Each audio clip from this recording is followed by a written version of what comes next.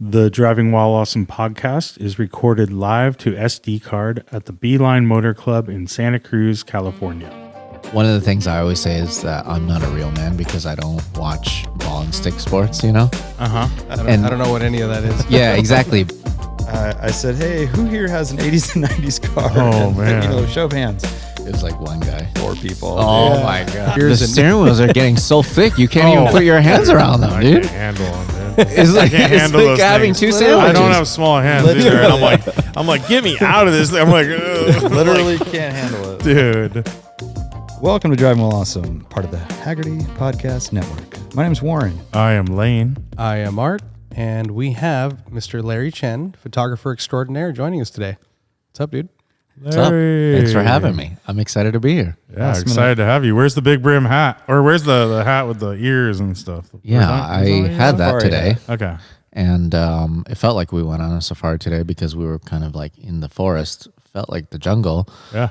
But yeah, I was shooting all day today from morning till just now. Wow. And as soon as the sun dipped below the horizon, we headed straight here. And now I'm talking to you guys. Great. Hell yeah. It's great. Well, before we get into that, we have mail. It's mail time. I thought we'd do a unboxing. Okay, unboxing? YouTube Yeah. style. This is from Daryl Weiss. Oh, sweet. I don't know what it is. Daryl famously had an incident in his Mini Cooper Oh, he was on the rally. on our rally, right? Yes. He's from Seattle, is it? Long note. Long note. He is from East Bay. Skater. Larry, what is this? Help me. The classic racing game. This looks pretty cool. Mille Bornes. Mille Bornes, the classic racing game. He says, hey, DWA, a couple podcasts ago, there was mention of receiving a driving board game that someone sent. It reminded me that when I was a kid and went to visit my grandparents in Oregon, they had a strange French card game about driving. A quick Google search later, and I found it on Amazon. Sweet. Got one for me and one for you. Enjoy. It looks rad. It looks like the graphics, like the actual artworks from like the 50s or 60s. It's very cool. I have no idea how it works, but says he's been loving the classic Mini Talk recently. I need to get my Mini project back up and out on the road so I can join a rally soon. Maybe in the meantime, I can sneak into an open spot in our Cayman or A45 AMG. Interesting. Cheers, Daryl. Oh, yeah. I remember when we had that A45 press car. He had. Oh, the asked GLA us 45? about- So he has a A45. Those were never officially imported. No, I think he has a GLA. No, He's got it's a an A45. No, they don't. We don't get A45s. I thought we did. That little Right? hatchback thing is an A45. Maybe we did. Which one's the one that we didn't get then? Now I'm tripping out. I thought we didn't get it. Yeah, What's up, Larry? Do you know your AMG Larry, help us out hatchbacks? I love that you call it a GLA. Yeah. GLA 45. Claw 40. GLA 45. GLA 45. Dude, it's pretty badass. I actually was looking through pictures today, like just clearing some of my iDrive or whatever the hell.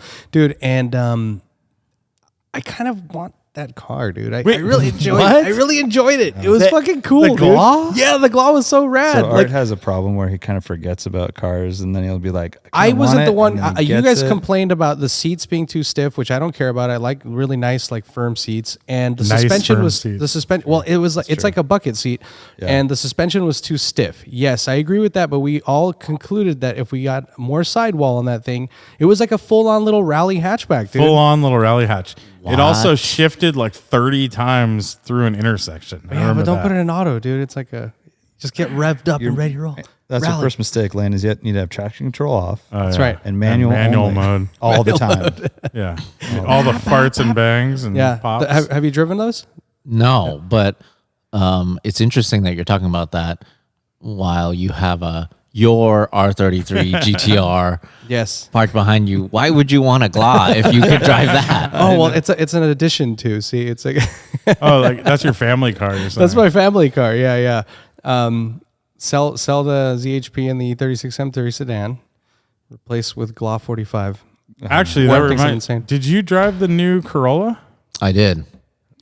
What's the verdict? When What's the does verdict? when does Oh, is there a when does this 7th. when does this come out? 2 weeks. next? Not this Thursday, but next Thursday. Okay, well, so that's good because the embargo lifts tomorrow, Sweet. which means I can talk about it because you guys aren't publishing for a while. Nice. Yes. Yeah, I can tell you guys everything about it. Is it worth buying? Okay, so the core, which is like the base one, right, is almost $37,000, right? Yep. And the Morizo, which is my favorite, which I really like, that is $50,000. And from the outside, right away, before I had a chance to drive both cars, I was thinking like, what would make it that much better for $50,000? That's got to be insane. It's got to be a different car at that point, right? Or maybe it's not worth it. Well, I drove both, and I pushed both. Excuse me. It's pizza. I drove both, and I pushed both 10/10ths on the track, like for a lot of laps. And without a doubt, the Morizo is worth the money. I mean, just a couple things to factor in, right? The chassis has a lot more welds. It has a lot more stiffening. Just the fact that you're going from cast wheels to forged wheels, that's a big thing. Forged BBS wheels. And the tires alone, PS2s, the price difference, all of that, just the raw materials that or just the additions, it just kind of adds up. Yeah, to $13K. The $13K doesn't seem ridiculous when you factor all that. And then you look at the stiffening, the back, the fact that they took out the receipts, the brace is incredible. It really is insane how much it stiffens up the chassis. That being said, you also have more power, noticeably.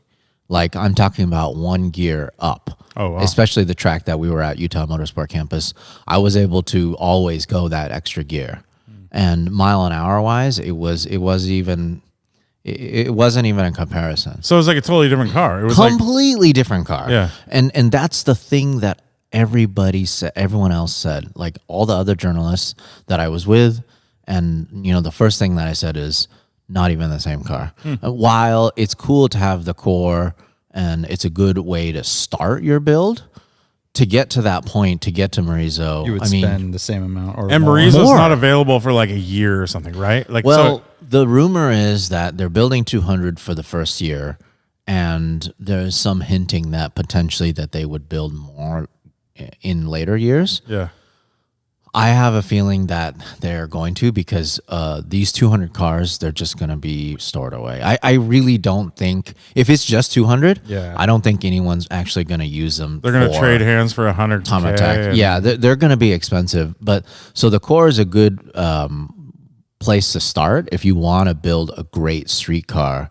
If you want a track car out of the box, I cannot tell you how many laps I put on the car. I basically went through a set of PS2s. Didn't overheat. Was it PSC2s? The Planet Sport Cups? Were they Cups? Yeah, Cups. Oh, okay. Yeah, those are bank. I think they're Cups. I'm pretty sure they're Cups. That makes sense. Yeah. And the brakes held up? Brakes held up. On the core, I was able to get them to smoke pretty bad, and I think the Toyota guys weren't very happy about that. They kind of yelled at me for not doing enough cool down laps. But the Morizo, I launched it maybe 10 times. I pushed them really hard, and you can see, on my YouTube, I put together one lap edit with just raw sounds and just me hitting every curb, hopping all the curbs, pushing it. Just because, look, my audience, they want to see this car getting pushed. Some action. They don't want like, oh, how's the AC controls? Yeah. How's the radio? Nobody cares about that. In terms of like the people that follow me, I want to talk to the true enthusiasts. I want to talk to the people that want to drive this car and push this car to its absolute limits. And that's what I did. I was able to do that, launch it, drive it really hard, push it to understeer, push it to oversteer. It is wonderful. It's crazy to me that in 2020 or 2023, when the car is going to be available, that a car like this analog can exist. I love it. So it's a four-door wagon hatchback, right? And the Morizos, is that what it's called? It's a Morizo. Morizo is, I guess, the Like a tuner or something? president of Toyota, I think. Okay, that was going to be my next question. Yeah. Actually, I don't know what the name signifies. Akio Toyota is the president of Oh, Toyota. okay. It's the GR engineer, or the president of GR. Yeah, I think. that makes sense. Yeah. I actually don't know, but I was going to ask because there's a core you said, right? And then there's another one. There's a circuit. The circuit, and that's the one that's got the carbon package with the. Yes, that does have a couple bits that make it a little better. Like the hood, for example, is the Morizo hood, which has vents that allow for actual exiting of heat. It is lighter because it has a carbon hood. Roof too, right? Yeah, or roof. Sorry. And it has like bigger spoiler and stuff like that too. It is a more hopped up version. Yeah. I don't actually know when it comes down to like brakes and transmission or whatever. I think it's all the same as the core. A lot of it is appearance. And while some of the appearance things actually help with performance, I think the tires and wheels are the same. Really, obviously, you guys know the biggest change you can do to a car, it's the tires because it's actually what's touching the road. Yeah. In that regard, maybe it was a cheater move for them to essentially get the stickiest street tires you can. Yeah, like the tires did a lot of the work. How about the diff? Is the diff the same all across, or so is it the diff, according to the Toyota GR engineer, it's the exact same as the GR Yaris. And you can make it 70% rear, 30% front for a little more oversteer for maximum time, which I feel like I confirmed is 50-50. And for street mode, you could do 60% front and 40% rear if it's like snowy or if it's raining and you want the maximum traction. What's also really, really cool that may be overlooked about this diff is when you pull the e-brake on that thing, it unlocks the rear. Oh, sick. So it allows you to actually slide around. I mean, this is a true rally car through and through. I mean, it is not as much as the GR Yaris in terms of it being a homologated special because like the rear seats don't actually really do anything on the Yaris, and like the aero and the way it's shaped is for the WRC car. The GR Corolla, it's maybe a little after fact. They had the chassis, the E210, which I built for the SEMA show in 2018. Yeah.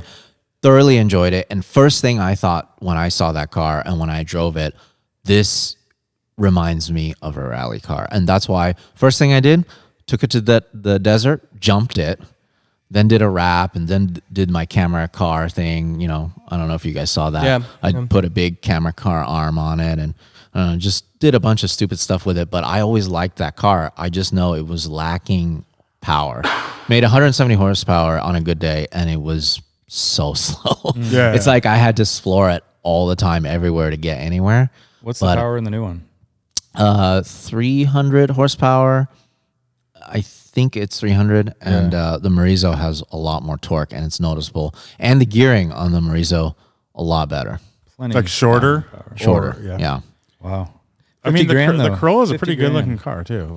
Like, 50 grand if you can get it. It's Dude, a bargain. It's 100 grand. It's a bargain if you could get it for 50 grand. If you could get a Corolla for 37 grand, it's a bargain. Just because compared to what else you're gonna get around that price. Yeah. New Z's are selling for like twice the price, right? And New Z is a different car completely. I've had a chance to push the New Z. I drifted the New Z. I pushed it hard to the point where I think, again, Nissan was probably not very happy with me. I don't know. I guess I'm a jerk in that way. But like, look, what I'm doing is I'm actually showing my audience what this car can do right away. Mm-hmm. At the same time, I drifted the new Supra, the manual Supra, and boy, I got to tell you, that thing is so much fun to drive. Don't you have a Supra? I do. I have a automatic one though. 2020 has the 8-speed automatic, which is great. It's fast and it's great for track usage. But the manual, way better street car. And when you turn off the traction control on that, it legitimately turns off everything. And I can tell you, after drifting it, left foot braking, brake stand, I tried everything, and it just took it. It was incredible. That's awesome. And the Z, you like can't turn everything off, right? I tried, man. I tried my best to drift it, and I tried to connect corners, and you can watch my video on it. It just wouldn't let me link corners. As soon as I would get it into a drift, and it would let me like really put down the power. But as soon as I tried to transition, it tried to straighten me out. That's annoying. But you know what? That's not to say that you can just pull one fuse and it'll let you do everything. That's exactly how it was for my 350Z. It wouldn't let me drift. But as soon as I pulled the ABS fuse, or you can put it on a switch, it lets you do whatever you want. Yeah. It's just a safety thing. And the one thing I was going to mention about the Supra transmission is that it is an all Toyota effort, right? Like I was reading that versus, the rest of the car, which is renowned or notoriously all BMW, right? Whereas like that transmission and that effort, not only just the transmission, but how it ties into the chassis, the whole thing, like how it actually is geared, everything was a Toyota effort, I heard. That's all I know. But it's a BMW transmission. I mean, it's a ZF or whatever BMW uses. It is a ZF, but I think to me, it doesn't really matter. I mean, to me, I just look at the facts. Like this is a rear-wheel drive sports car, inline six, turbo, easy to make power. Enthusiasts love it now after they realize it's such a good car. Mm-hmm. That's honestly the thing that I care about most. All right, so Larry, you have 50 to 60 grand Corolla, the new Z or the Super manual? Man, you're really putting me on the spot.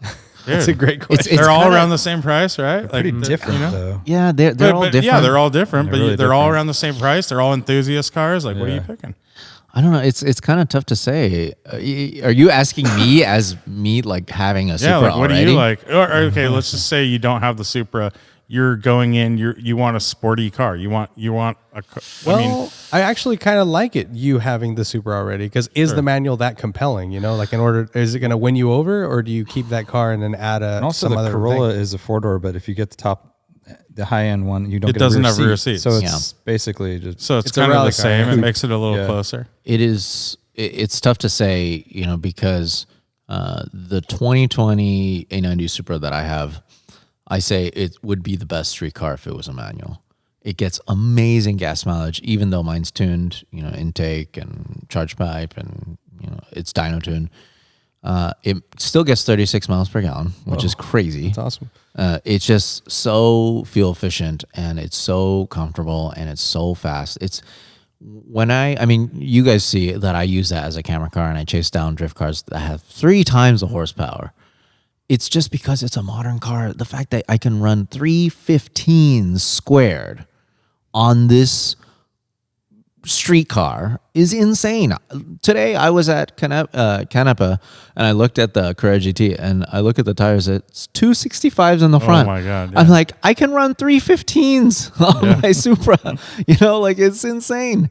But yeah, I always said it would be a really, really, really good street car if it was just manual, because to me, just not a track car. Track car, obviously, it's a lot better if it's a flappy paddle. On the street, it's just not engaging enough as a flappy paddle car. So Supra is your choice. Okay. Also, another. It's hard to. I The would say Corolla has that yeah. newness. I know that, like where it's like hype. But Yeah. you have to like look at how that hype's going to be in 2 years. I guess you have to. And the crazy thing is, I have a Z2, right? Oh yeah, that's right. So I have a Yeah. 350Z. I have a 240Z also. I have the first Z, and I feel like that's the car that I'm most well known for. I love the Z so much. I think it looks great. The nostalgia, the throwback look. It looks like a 300ZX. In fact, I feel like it should have been called the 300ZX instead of the new Z. Yeah. Because it's 3 liter. The ZX is the turbo. Yeah. And it is V6 twin turbo. It's so cool. I feel like, But it feels like a. I haven't driven one, but it feels like a 7/10 car well, I think this from everything I've read. honestly speaking, and this is the first time I'm doing this comparison, because luckily I get to work with Nissan and Toyota very closely. I love both cars, but I feel like they're for different things, and also the Corolla is for a different generation too, right? So just age-wise and generation-wise for me, I feel like maybe for me, if I was to drive something every day, the Corolla might be too young for me. Yeah, I feel you. I would love it as a track car, and I can drive it really hard on the track, but as a get around the town, daily driver, having my kids in the back, it's a little tough because I feel like it's too young versus the Supra is a little more mature. The Z is great too, but I feel like it's more of a touring car. Yeah, that's what it seems like. It is a lot more comfortable. You could see way better out of it, without a doubt. If I were probably to do a really long road trip, I would pick the Z. I feel like it's more practical, but the Supra, and it just feels like a sports car when you get in it. It feels special. Interesting. Super manual. Yeah, because the Supra is kind of like one of those. It feels like one of those cars that it came out with an auto. It had a little BMW stuff behind it, and it kind of got, it's kind of forgot about. But now they're bringing out the manual, so maybe it'll like rejuvenate it, or is it too late? To rejuvenate the car, the Supra? Yeah, it just kind of feels like it was like stale or something. Well, or, initially it's it was definitely a controversial car, but I feel like that was like the kind of like a lot of noise, and then like the tuners picked it up right away, right? Like I saw like there's so much shit going on with like on the tuner side. There's like drift, there's all that. Yeah, but I don't hear people talking about it but it's like within a certain community, right? Versus like we're that's not our realm, I think. But like I don't know, maybe that's the way I perceive it at least. The way I see it, good luck trying to get one right now. They're impossible to get because they're so sought after now. And when did Toyota become like the driver's car? Yeah, it's like only dude, recently. Yeah. It's very recent. They were so boring for like.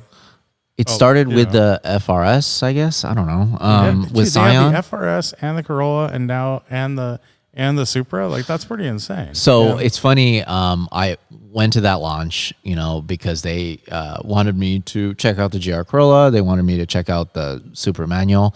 They also had a GR86 there, right, which is the new FRS GT86. And they said, "Hey, Larry, try that." I drove that so much they cut me off.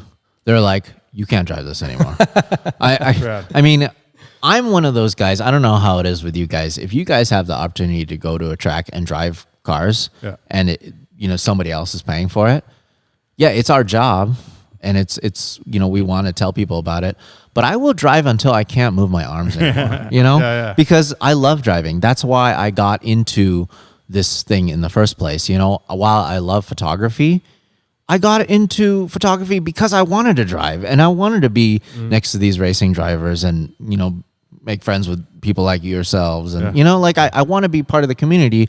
But photography is something that I'm good at, and unfortunately I'm not the fastest at driving, but I enjoy it so much. I love it, and that's kind of, I don't know where I was going with that, but no, it makes sense. Well, I think you were just mentioning the GR86, so it sounds like it's a car that you also really enjoy. Yes, we're talking about drivers' cars and Toyota really stepping up. I mean, that's so the way that you feel about the GR Corolla is the way that I feel about the or the GR or the 86. It's now, I don't know what they're calling it. Yeah, and the BRZ. Like it's a little too juvenile for me. Like I think they're so rad, and I know they're phenomenal driving cars, but like and you kind of like think you should have one in a way. Oh, absolutely. Like it makes perfect sense. That's everything that we love, right? Yeah. Like good balance, like just it's not it's super powerful, lightweight, it's like balance, quick car fast, it's enough. not slow car fast, but it's usable and enjoyable and all of those things, and it looks good and it's got great aftermarket. But like it's almost like that's the car that I would want to make into a track car for myself, and just not on the street, because I feel kind of self-conscious 100%. like driving that car as an old guy kind of, but it's all in my head maybe, but that's the way that I feel. Yeah, 100%. And that's one of the reasons why I drove it so much to the point where they cut me off, is because that's the car that I was driving at that track where I was pushing 10 tenths, 11 tenths, and I felt comfortable doing so. Whereas if you do that in the Supra and the GR Corolla Morizo edition, you will go off and you will never be invited back ever. It's legitimately the Supra. When I take mine to Big Willow, I'm hitting like 135, 145 at the end of the straightaway, and I'm like, if I go off, that's the end. There's nothing left after that. Genuinely fast car. Yeah, it's insane how fast it is. Yeah, it's a quick car. I know. I've seen all these, like the Jason Camiso. He's been doing the drag video. It just like beats everything basically. Yeah, it's like in the threes, right? To 62. Yeah, it's crazy. Yeah, it's insane. So what do you guys want to talk about? I mean, there's a lot of we have listener questions, but I don't know if we want to go into your day first. Larry's Let's day, go and then into some listener questions. Let's mix it up, and we'll get the recap of what makes you what brought you to Santa Cruz and all those good things. We got a couple questions here. Jacob Torres 6 says, comment Ferrari did well at home this past weekend, and I'm backed up on a few episodes. Just want to say what up to the gang. What up, Jacob? What up, Jacob? Long time no hear. Ferrari. That's funny how Do you now. watch F1? I catch up to F1 on Netflix. That's Okay. how I watch F1. Okay, so like a year late. Yeah. It's funny how like Ferrari getting second place is like people are like, oh, they did all right. Good job, guys. I know. They Well, they're didn't blow it. Any logistical strategic. Yeah, I mean the strategy was good. I blame the FIA though for that race. Like the that, restart? that should have been a red flag. They had cars flying past a fucking crane in the middle of the road, and it should have been red flag for the sake of creating a good it race. should have, but the Also, like, rules don't say it should have been. I'm with but you, Art. I I'm think with you. it could have though. Like it's not should, but I think they could have. For the sake of the sport, to Yeah. make the end. But I'm saying like that's not like they should change the rules to where that happens. So the race when finished. 10 laps are left. I would love within 10 laps, then it just stops the race and they restart. The Yeah, race they finished under restart. yellow, which is like the most Yeah. ridiculous thing in racing. Yeah. You know what I love about this? This one of the things I always say is that I'm not a real man because I don't watch ball and stick sports, you know? I don't know what any of that is. Yeah, exactly. But the funny thing is only recently because of Netflix and whatever, I'm hearing this kind of conversation like I hear it all the time when Yeah, people with- talk about with ball and stick football sports. or Yeah, whatever. yeah. And that really gets me excited. I think that's really cool. I really like that a lot. But It you know, is they've been cool. talking about NASCAR for years, man. I tell you what. All of You know, it. you make fun of NASCAR, but I'm just saying that's been like, so in some circles, that's like Legitimate. Yeah. Yeah. There's like dedicated like podcasts Totally. and you know fucking As much- serious radio stations. Yeah, but and- now F1 is like the Will Arnett has an F1 yeah, it's like coming back around. like show. It's coming you back know, around like- in the Oh, for US. sure. It's Yeah, crazy. it's blown up for sure, and the show made a huge difference. You know, Americans love drama, so And you saw what Dax Shepard had the F1 car at his house the For other some day. reason. Oh, It really? wasn't, yeah, what, it was a Red Bull. One of the Red Bull cars. Just so weird. It was just in his driveway at his house, and he's like posing in front of it with Kristen What the Bell heck? and stuff. Yeah, I don't Whoa. know what that was all Yeah. about. That was really weird. And it was during race weekend and stuff. It was wild. just F1 putting their. But Nick DeFries, pretty exciting. they asked that. No, but Ben I'm just- Rogan says since Nick DeFries just showed exactly how bad Latifi is, who's the least talented F1 driver you've seen get a seat in the sport? Oh God, I don't know. I don't know all the like bottom feeders well enough. dude, to there was answer this that. guy in like the 2000 Is it the What Indian about guy? Nissan or something. The he was Indian like guy? 40 years old. Well, there was an Indian hey, dude who was like 40-year-olds are pretty notoriously cool. awful. It was 40-year-olds are Nissan, cool. right? And I can't remember. And he came in. He was like The water company. He was like 40. Dasani. Dude, yeah, Dasani. Yeah, it was old water bags. Dasani. That's a good sponsor, right dude. there, But he started racing when he was like in his late 30s or something. He's some rich dude, and then he bought a seat in F1. And I think he only made it through like one practice, and he went off into the gravel or something, like Right, crashed. And they're like, all right, no Dude, more. there's What about, a lot of really terrible drivers, but one that's actually really controversial is Michael Andretti.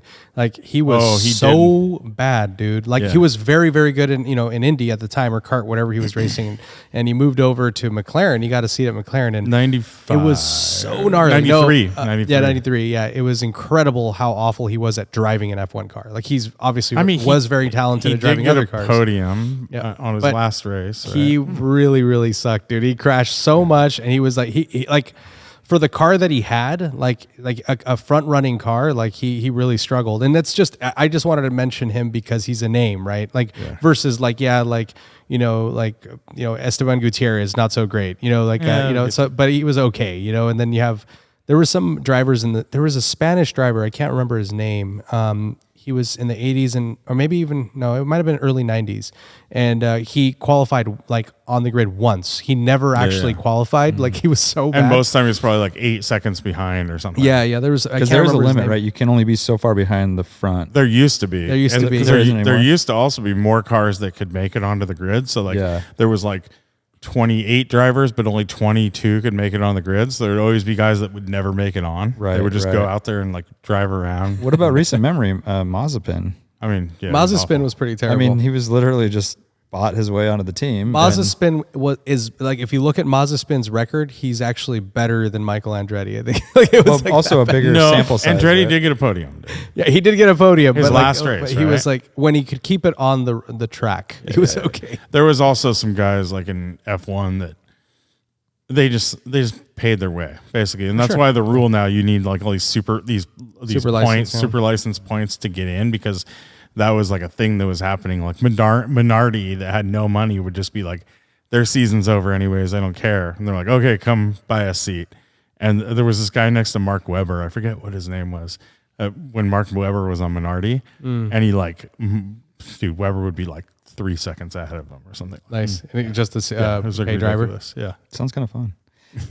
Fuchs 911 says, is a 996 GT3 for a 964 or 993 a good trade? So 996 GT3 trading for a 964 or 993. It's a totally different car. I mean, like just like a standard As 964. As a driver, the 996 GT3 is like, and he says, so good. Yeah, he goes on to say, are the prices of air-cooled Porsches reflective of their driving experience? No.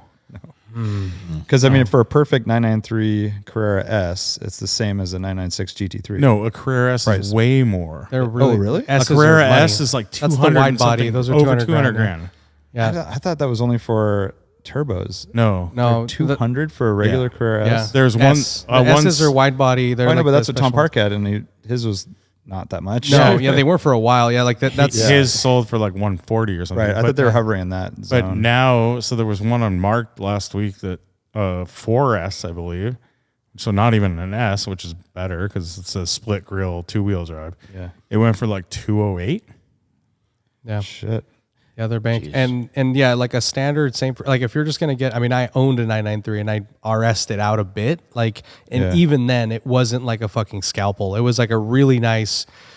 It was sharper, but it was still like a really nice GT. And they have tall gears and stuff. Compared to like a 996 GT3, which is like a fucking it's a race car, right? Like compared, and 964s are fine, like they're fun cars, but they're way more hot roddy. Like they've got that really torquey engine, and like you can do a lot to them, but it's not going to be the same thing. Very different cars. Yeah, unless you go RS, which is a $400,000 car, then you're not doing same for same, right?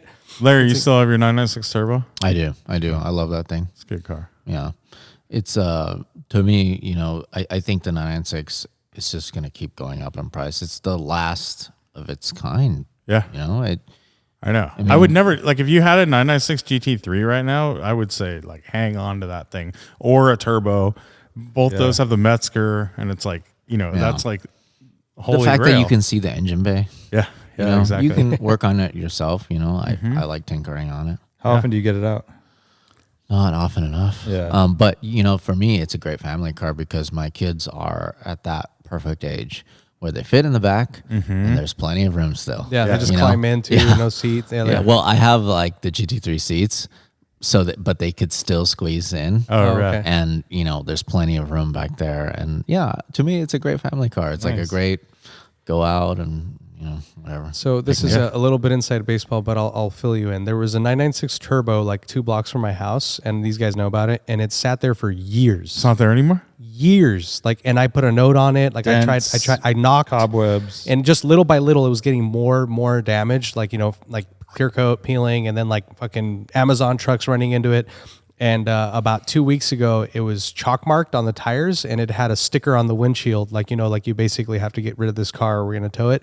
And it was fucking towed, dude. And the owner never bothered to like answer to any of my requests to fucking buy it. And that's such a it's such a sad waste. story. It's such a waste, super dude. sad. Yeah, and it's the same gray as yours. Like it was a manual. Like it was a lower. It had like I remember looking at it. It had like 36,000 miles on it. Like I don't know what the hell Probably happened. worth a lot then, Dude. if you Yeah. was to So save it. I don't understand like that, and I don't even know who the owner is because they never like. I knocked on the door. I talked to his gardener once, and like no one responded ever. So it's so weird. They're out there. Yeah. Meta World Cool says, Puro sangue. Oh, How do you say it? Yeah. Oh, the Ferrari. Pure blood. Talk amongst yourselves. What do you think of this new Ferrari SUV? It's not an SUV. It's pure breed, doesn't it? Sangue. I Sangue. think it's You can. blood, right? Yeah. Pure breed. It's pure blood. Which is pure breed. Yeah. Yeah. Like, it's like Purebred? pedigree. Yeah.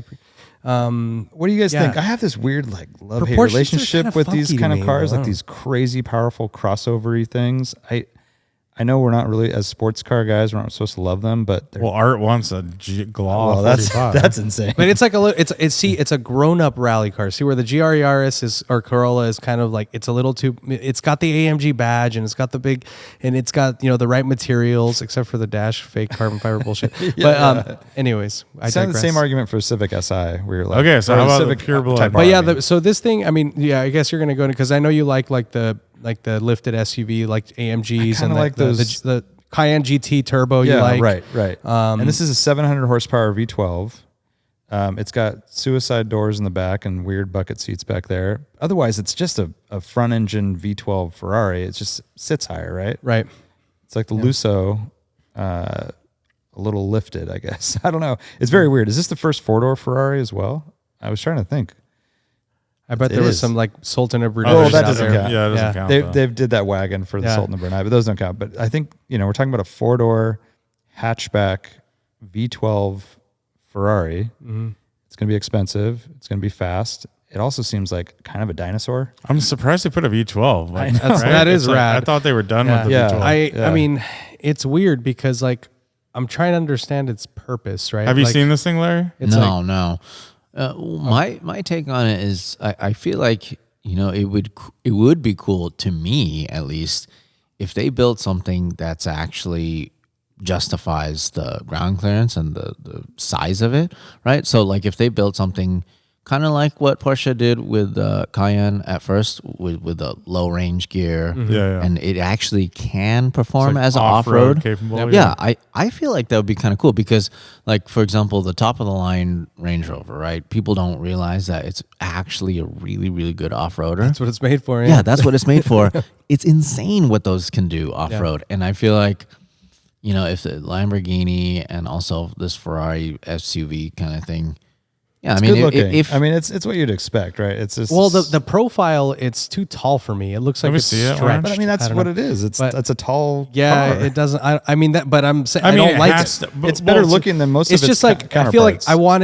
I would have wanted more like Audi all-road esque, right? Like give me more of a Oh, you taller want- wagon. I agree. Yeah, I agree. this I'm is a more wagon. like- I'm a wagon. It's fan. like it looks like a funky CX-5 or something, They- and I like CX-5s. I've seen a few comparisons to like the Mach E. That's funny how there's this last picture is an RX-8. because they said it has these amazing suicide But- doors, which no one's ever seen before, and then they're like basically making Yeah, fun of it. so okay. and I get where Larry's coming from. Like, there's like a fun element. It's practical. This is like this is like a straight. Is it even all-wheel drive? I wouldn't be surprised if it's it rear-wheel is, drive. and it can detach. it can do. Complete rear, 100% rear. Yeah, the Which is thing what like that the other Ferraris the do Lusso right now does as too, well. Yeah. So I just V12. have bad experience, and this is my mind goes into practicality for some reason because now we're talking about ground clearance, we're talking about more room, But- it's a dumb thing to approach it that way. But I had an i3, and as soon as I had my kid.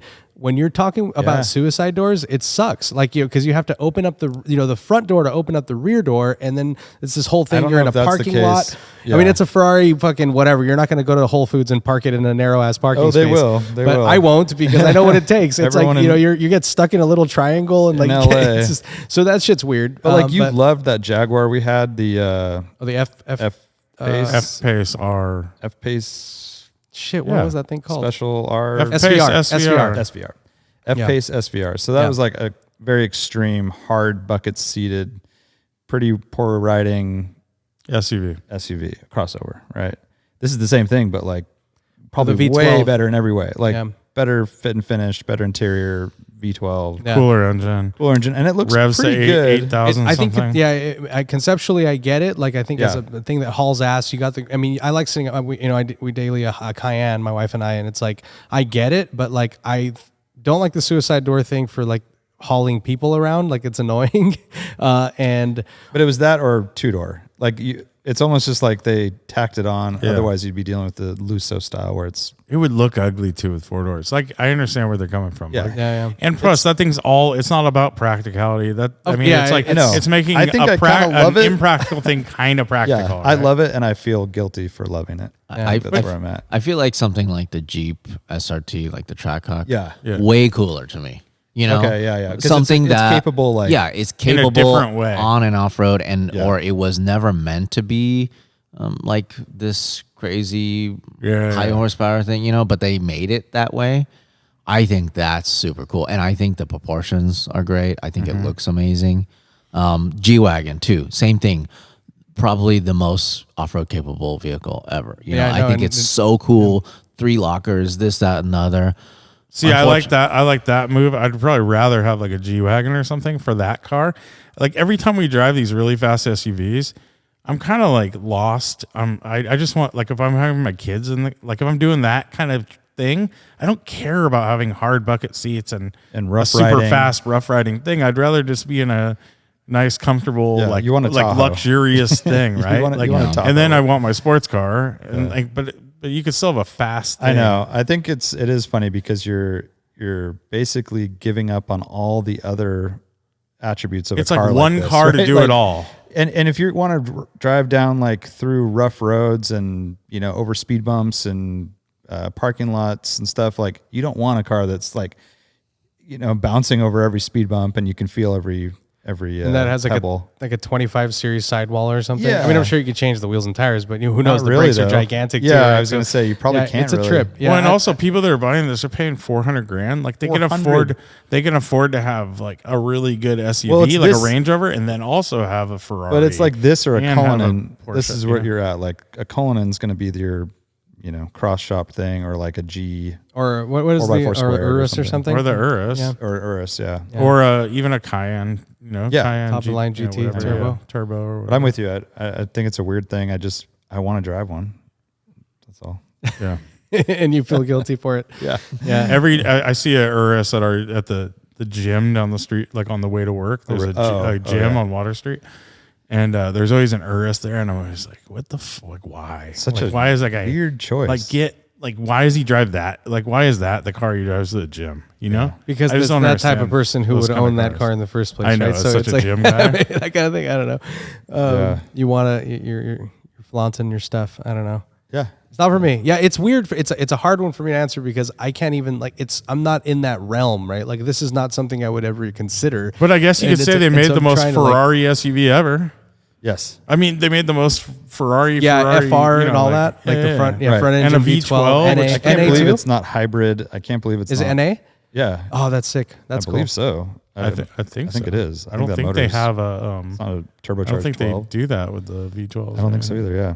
So yeah, I can't imagine they'll ever make another one. It's kind of a weird car to make at this day and age. Last right? hurrah. I mean, I do like that. I mean, not that Ferrari is struggling, but like this whole idea of like fueling, like the sales of these cars, like give them the opportunity, and the means to produce enthusiast cars, Porsche style? like the Porsche, the Cayenne thing, right? And that's how that works. Just bring back the clutch pedal, Ferrari. So please. yeah, we'll see, Clutch pedal. Yeah. You remember you're a friend, buddy. your old pal. Yeah. Alex Stadel says, has anyone ever heard or used patina sauce? Sorry if this gives Lane an aneurysm. I don't even know what's happening. I looked it up, and it's just like some sort of like a wood polish kind of thing, or patina sauce. What's wood polish? What do you mean? Like Lysol or like not Lysol? What is the Glad or whatever? Or Is it meant for cars? I don't know. Okay, Furniture? the answer, Alex, is no. We've never used No, it. I've never used it. Sorry. What? I mean, look it up. I want to see it. No, we don't have We'll time look it for up this. later. Richard Chen says, at fast food restaurants, do each of you drive through or walk in? Explain why. Larry. I have an answer. I think it depends on the vehicle you're in, but I have a funny story about that. Just recently, we were at Grid Life, right? And I finished for the weekend. I had my Supra with me, which, on AO52's not very good street car. Like I picked up all the marbles and it's like wobbling and everything on the street, We loaded up on the trailer. And it was really late, and we wanted to go through the drive-thru, but we just could not fit with my Tundra towing the Supra. Yeah. So we had to unhook in the Taco Bell parking lot because we were like begging the guy, wouldn't budge. So we had to unhook. Oh, you couldn't go into the restaurant. closed. No. It was too late. No. We couldn't go in the restaurant. So then I'm like, geez, we maybe shouldn't have loaded up the Supra, but it's like, oh, now we have to unload it this weather. We just left the trailer in the middle of the street and just unhooked it, and then drove the Tundra in. Got our food, which took like an hour. What the hell? I was so upset, but whatever. Wait, the whole process. Was The an whole hour. process. It took an hour because it's like we got to unhook and this, that, and the other, and rehook up, and Just to get Taco Bell. just to get Taco Bell because nothing else is open in Colorado Springs at 1 a.m. Wow. Yeah. Dang. But I guess it depends on the car, right? Yeah, right. Yeah, I mean, depends where you're at. I think it depends on any given moment. Like, do you have a preference? Like, it's in the middle of the day. You have the option of going inside or going drive-through. Like, do you have a preference? Okay, if the drive-through is super long, then definitely go inside. Yeah.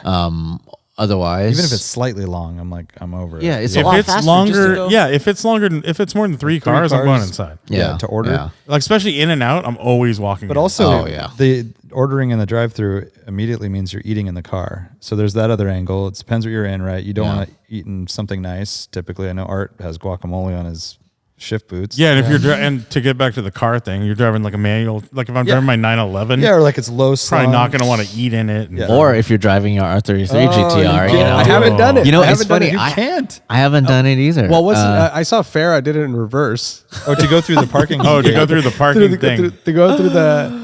Oh, I saw No. He reverse went. No, that was what we did. We saw those dudes from what's it called? No, it was Farah doing it. Paul At a took Cars a and video Coffee of him. with a Cars and Coffee with one of these guys where The you had gate, to put the ticket in. Yeah, the arm. He couldn't reach. He couldn't drive the car and get through in time, so he had to back in and do it all in I reverse. saw that happen with Tyler Hoovey and That's right. what's it called? And we're at Amelia Island. Yeah, they Yes. had to do the same thing. Yeah. For his name. But I do exactly what Lane says, especially because in and out is kind of like my go-to in town. And so if the line is too long, the car line, I'll go inside and you walk right up to the front. And There's no line. Yeah, there's no Yeah. line. Yeah. and you get to Especially eat like on a table, not in your car. or even if it's to go, like, I mean, it's still much faster to go inside, right? Like, yeah. And sometimes it's nice to just get out of your car and not be sitting in your car. And Yeah. I mean, it also depends if you're in like a nice, comfortable, air conditioned car, or if you're in. And if you're like in Palm Springs, it's in the summer or something. Yeah. I don't step out. ATJ Sands asks, best and worst mods for a daily E30. I don't know if I have like E30 specific worst mods, but it's all the stuff we talk about, too low, not enough sidewall. And then if you're doing any like lowering, even if it's in Just the right race way, lands, always race lands.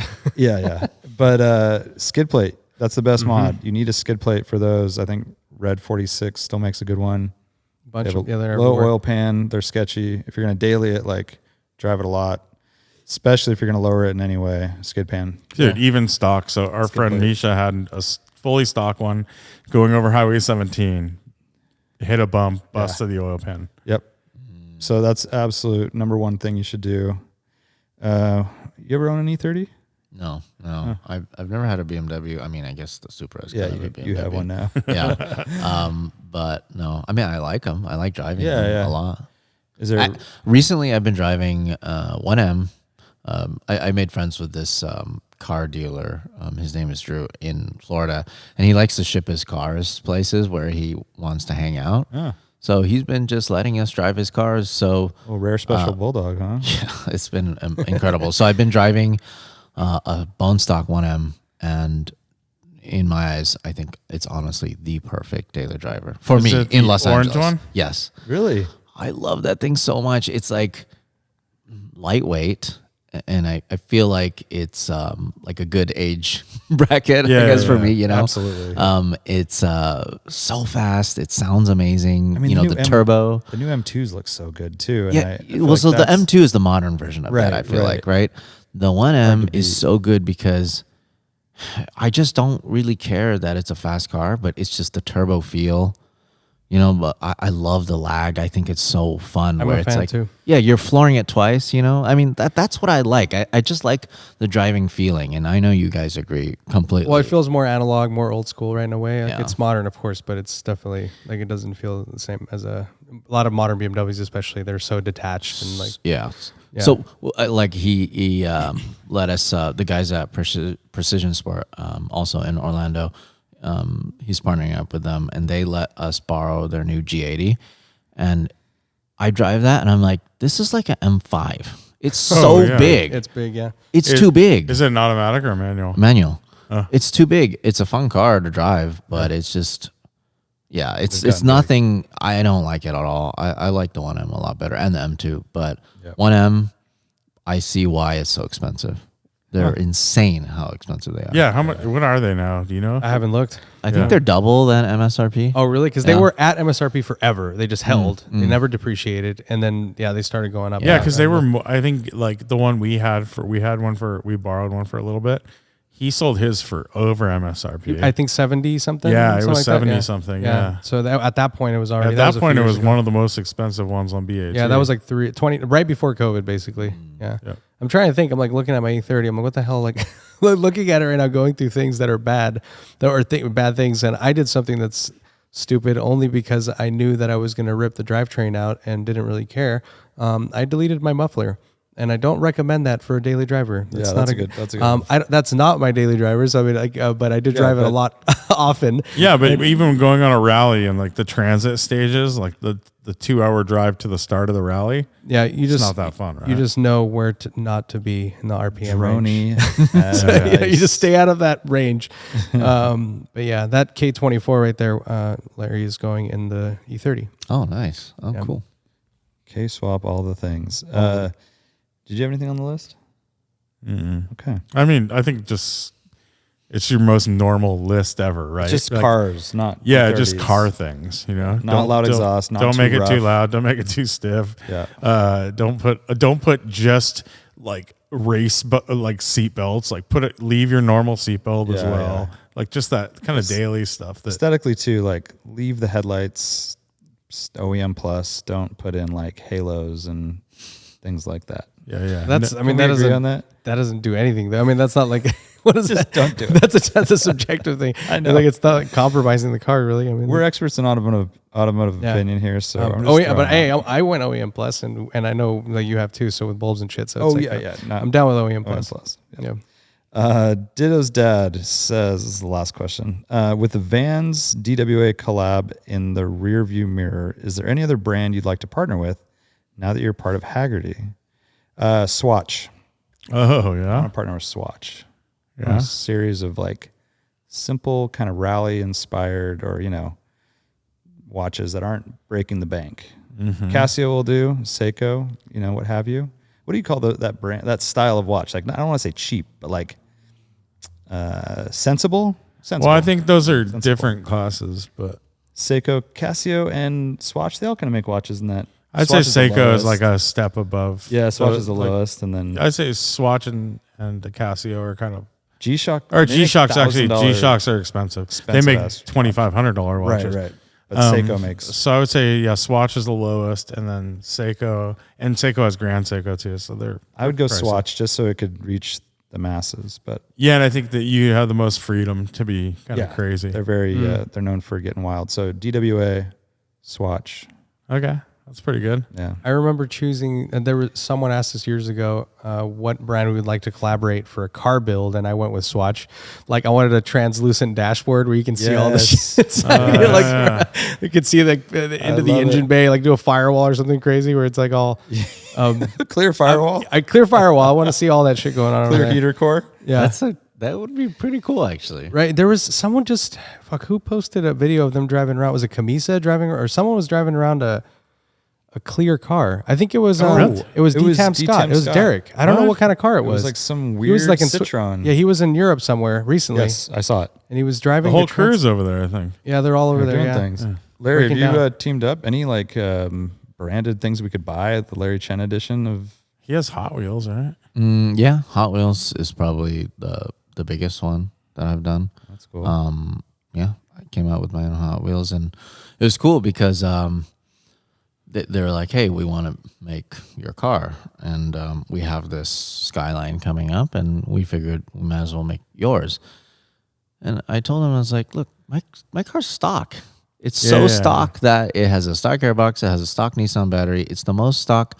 I went out of my way to take the aftermarket work wheels off and put stock wheels on that I refinished.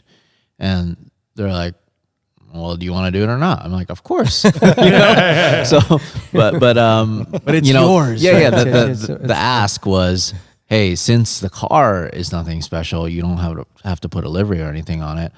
Can I have my actual photos that I've shot on the backing card? Oh, sick. And they said, let me get back to you. And then they got back to me and they said, since 1969, I think, or 1968, since Hot Wheels has been a thing, we've never done this. But since you asked, why not? What do they that's usually cool, have? dude. They have like It's just a artwork drawing. or something? It's an illustration. Yeah. Yeah.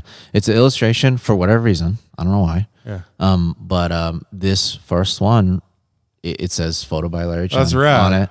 And it's of my car and it's of the HKS Group A R32 GTR. Such a sick car. And yeah, super sick car. And I used photos of that car that I shot at the base of Mount Fuji at HKS, winter of 2020. I shot that. And then I think I shot some photos of my car in 2019. And then I submitted the photos and that's what it is. It's my car next to the HKS Group A That's R32. rad. Yeah. And it's just so cool because even my car has my license plate. So you okay. definitely cannot question if it's my car or not. Yes. It says, wow, cool. That's my license plate. Not recently, a couple months ago, maybe 6 months ago, HKS flew their Group A R32 GTR to the US for a couple shows, or like some kind of tour. And I knew it was in LA. And I called my friends at Evasive Motorsports. I think they were doing some refresh on it or something. I'm like, hey, I have one chance to actually recreate this set in real life. You know, who knows when this car will ever be in the US again. So I drove my R32 down and I positioned them exactly how they were in the set. And I recreated that set in real life. Oh, it was rad. just such a cool moment huge. for me. That's cool. Yeah. And so those are already out? Or, like, do they become like instant collectibles? Yeah, so they've been out for a while now, and to this day, I still have not seen them in the stores because they just get bought up. And somebody legitimately told me that they went to 40 different Targets to get one. They finally found one after going to 40. Yeah. Wow. So, But they found one. That's yeah, cool. they found it. So they're going up. They're on eBay and they're going up for more. And it's funny. It's getting to the point. I've signed quite a few of them. It's getting to the point where I'm seeing ones on eBay that I definitely did not sign, and they forged my shit. signature. No way. Because I only sign on the plastic. And these now people, you said it. yeah, I said it. But now these people are signing on the backing card, and I'm like, that's not my signature. That's so messed Dang. up. yeah, dude. it's crazy, huh? Shit. Like that. That's cool they put your license plate on. Yeah, it's super cool. Because that's cool to have like a real, like a thing on the car, right? Yeah, But now you need to blur out all the toys. License Oh, plate, yeah, so blur they- out Oh, right. You don't want them to find Plans. your fake house, your Yeah. toy house. Dude, so I think that, so people listening out there, if you are looking to buy one or if you see one out there, what do they need to look out for? Should they send a picture of it to No, DM I you? mean, if they want to just buy one, there's so many for No, I sale mean, like, still. let's say that there's one on eBay that has the signature, though. Like, Yeah. we want to verify that, right? Like, whatever. it would they DM it to you? Yeah, I mean, are you fine? People, it's funny because a lot of people ask me if they can ship it to me. I wish I had the time for that. Ship it to you to sign and then yeah, ship it back? Yeah, I wish I had the time for that, Dude, but that I is don't. so much And then work. you're going to ship it back. You know, the then- good thing is I have a pretty set schedule in terms of like places that I go to. You Yeah. know, Formula Drift, Yeah. the big shows, Lufka Cult, and you know, I'll go to these big shows, and Yeah. that's when a lot of people. At SEMA show is a good example. People will bring that set for me. It's so cool that Hot Wheels as a brand has gotten to this point, right? Yeah. You can go into the middle of nowhere, small town USA, go to a Target store, and the fact that it's my set, Yeah, it's the great. Larry so Chen rad. set, Yeah. on the shelves, and then some kid could just be like, "Mommy, Daddy, I like that red car. Let's go buy that red car." And they have no idea what it is, and it's a car that was never meant for the U.S. market. Yeah. It just doesn't make any sense to me, and it's just so cool. It's the coolest Yeah. thing. Have you ever awesome. looked into like how the whole process of designing, getting the diecast? Like, is there a documentary or something? I'd love to watch that. It's so they're so detailed, you know? I mean, Yeah, I mean, the designers themselves are like total car probably people, out of right? clay that's the whole first. thing. Yeah, remember that one dude? The Maybe it's all designer, he 3D. died recently. He did Yeah. like the 944 Turbo. and- Asada, right? Yeah. So Hot Wheels, Yeah, I've had a chance to tour their facility in El Segundo. I've had a chance to kind of see the process. Oh, You know, nice. they do it in SolidWorks. They make the car as detailed as possible, and then they make these prototypes. They 3D print them, and I actually have a couple 3D printed pieces like prototypes. Oh, right. Cool. And it's just the process is so interesting, and it's so far out. They really plan super far out, just because I mean they make Barbies, Mattel. You know, like right. they are the biggest toy Oh, company I never in the world. think. I always forget that they are Mattel. Yeah, they I are was the thinking biggest. Hot Wheels is like a different thing. It's the biggest toy company in the world, and they know what they're doing. And I love so much that they're basically allowing enthusiasts to have an essence of these vehicles. It's like you may never be able to afford your dream car, you know, McLaren F1, whatever, Ferrari, this, that, and the other, Lamborghini, you know, Porsche, any Porsche 959, whatever. But you can have the essence of it for $1. Yeah, it's super It's cheap. so right? crazy. Yeah, it is crazy. It's only like a You know, buck. it just And they're very detailed now. I mean, they've gotten, liveries and details. Well, they have and- cool little like things like Larry's license plate on it, or like Yeah. you know that 944 has the stethoscope in the back, Right. And Yeah. it's because like the Yeah. designer's life was saved by a doctor that drove a 944. love So stuff that was like like cool like little a skateboard in the things back of like a that. VW Yeah. Caddy, Yeah, that's right. These little it's also cool that I mean, like we have a friend Kevin. He's a AutoWorks detailing. He's a detailer. He has like a whole room dedicated to Hot Wheels at his detail shop. Straight It's up. like crazy. Like he has like 6 of the same. You know, they're all hanging. Yeah. all in the boxes. But like. We're not into it that much, but it's cool that like in this day and age, everyone's into video games, all this stuff, but like still people want this like this thing. Yes, yeah. This little, this little cool like Yeah, and it's in kids, it's adults, it's everyone, right? Like Yeah. they're just seeking different things. But like as you mentioned, I think as a kid, you're like, I want that one because it looks cool, right? Like you don't know what it is, and like it's so rad. My daughter loves Hot Wheels, and like you know.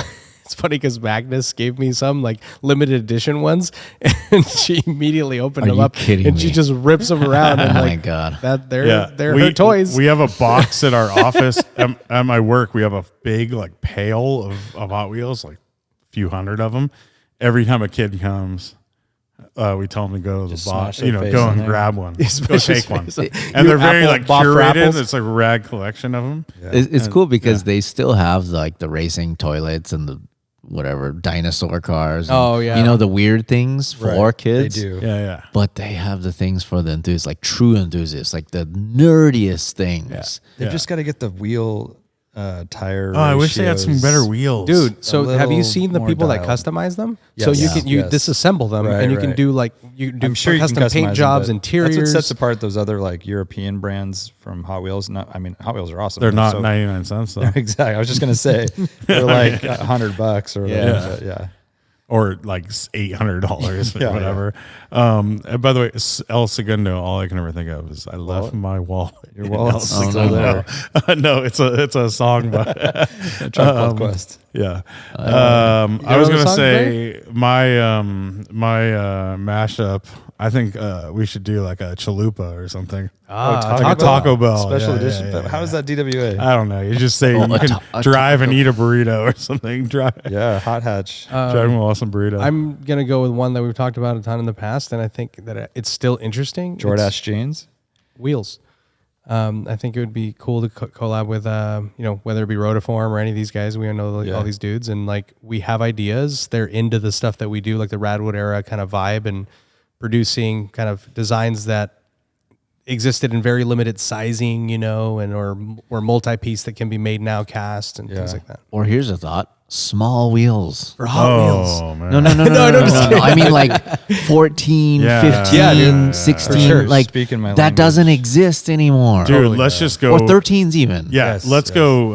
How about a tire? Tires. Tires are the Tires thing we've been that talking fit about. cars we drive, Vintage, right? Like vintage tread pattern, modern compound, 14-inch, 15-inch. even 16. 16s, you can't even 16, get I like know. a good Yeah. 16-inch. It's all 200 treadwear or not or bust, right? Yeah. And We'll see. We'll see. Coker is going to have a presence at our LA show, and that is part of that whole process. Is like them getting immersed into the scene and understanding what the needs are, and like if there is a demand for such things. They came out to Austin, to our Radwood Austin show, and they were walking around, and like we had a couple meetings, and they're like, dude, like all of these cars have the wrong tires on them, and they have all the old stuff to do it. Like, yeah, and so even if they have specific. the sizing, they're like on some shitty like Chinese like all season, you know, because that's all they could get in a 195 6014 or whatever, you know. But like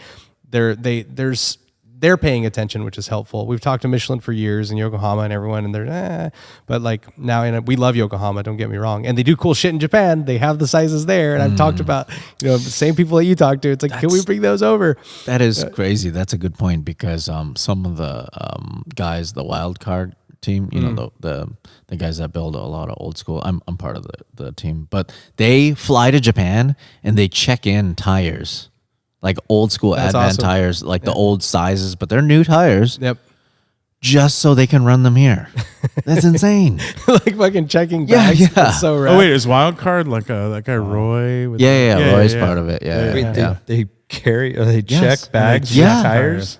That's how they, 'Cause you that's how can't they get 'em, What are yeah. you gonna do? You know, Well, can't they ship them? I mean, I don't know. Like, I mean, maybe it's Well, really it's probably a expensive, I don't know. DOT thing or something weird, Yeah, like customs. maybe. I was surprised. I imported, I think it's because they were already DOT. So I got CN36s for one of my 2002s, and those were 13s. But they, I got them from England, but they were for sale in the US. I just got them from there because they were like half the price from Lucas, whatever they're called. TYRE. TYRE, yeah. But yeah, I'm sure if it was something else, Yeah. and when it hits customs, they check that DOT. Yeah, or maybe you it was know. just way cheaper to do. Like they're already there, going there or something. But Yeah, man. that is the thing, and then you can seek out exactly what you want. You're right there, yeah. So you had Hot Wheels, but what would you want to do if someone or a brand that you admire or something, maybe not even automotive related, maybe it's a type of man bag. or- Didn't you do something? Didn't you have a Larry Chen edition camera or something? No, I'm very candid about the companies and the partnerships that I have.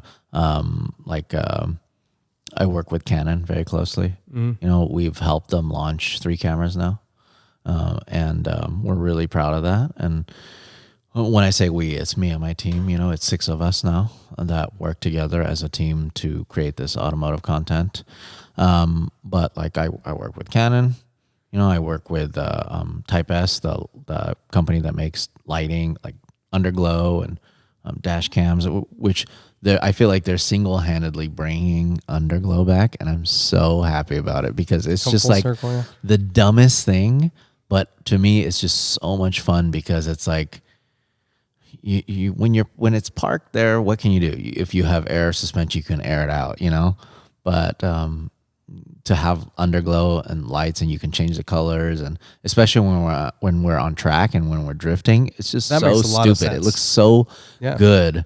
It's lighting up the smoke. It's making it different colors. I think it's super cool. And my favorite is putting in basically like the Mario mode where it like goes rainbow colors. Oh, so yeah. it looks like Yeah. it's like I hit the star, like you know, charging. and it just Yeah. it's just so cool. But anyways, like I work with them recently. I'm just so blown away. I'm working with Intel out of all people because I'm a big PC guy. You know, I have a Google phone. I don't have an iPhone. I've never had Apple products. I've always been a PC guy.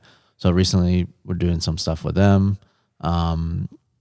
It's just Intel's crazy I know, because that's Intel- not they're not even like a forward-facing brand, really. You know, it's like Intel inside. Like you don't. Yeah. Well, and the thing is, like growing up, built PCs, super big nerd. Yeah. Before being nerdy was cool, you know, like PC gaming stuff, LAN parties. Liquid before, cooled. yeah, like before it was a mainstream thing. I was super into it, so it kind of made sense for me.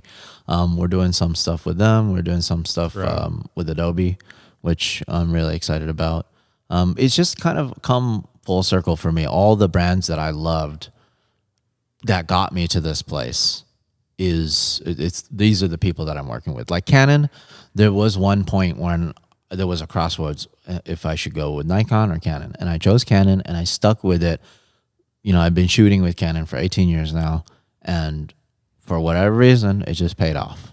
You know, because somehow they took notice, and now I'm the only motorsport photographer or car photographer in their lineup. It's crazy. You look at their lineup and it's all wedding, landscape, portraiture, Nature, like probably, events. Yeah, like nature, things that like National Geographic, whatever. And then you have me, this dumbass guy who just travels the world taking pictures of cars. It's something else. It really is crazy. Didn't you do? Oh, shit, I can't remember, dude. I thought you had like something with like you contributed to the focusing for cars or something. Oh, yeah. So that was with Canon, right? That So was they Canon, right? Yeah. they came out with the most recent cameras, the most recent professional R5 or something? Yeah, well, the R5 and R3, the most recent professional and prosumer cameras have a car mode. Yeah. Which is just so crazy. And I cannot tell you how useful it is for us as car photographers. But it's like 3 modes on this camera: people and animals and cars. Yeah. And that's it. Those are the 3 things. I guess what else would you need to take pictures of? Yeah. Landscape. But then that's just like general that's just autofocus, normal. or Yeah, that's just yeah. normal. Or aperture Right. priority or whatever. But it gets so nerdy. It's cars and motorcycles. It gets even nerdier than this, right? It can tell if you're shooting a motorcycle or an open wheel car or a closed wheel car, or basically it allows you to choose, hey, if you're shooting an F1 car, do you want the camera to focus on the helmet Or of the the driver front. or the nose of the car? Yeah. It actually has a sub menu for this, So rad. which is like we're getting to the point where it's absolutely cheating. That's what I'm saying. That's the one part. It's kind of like, isn't it kind of frustrating in a way? No, because I use this. Like for example, recently we did a job for Bell helmets.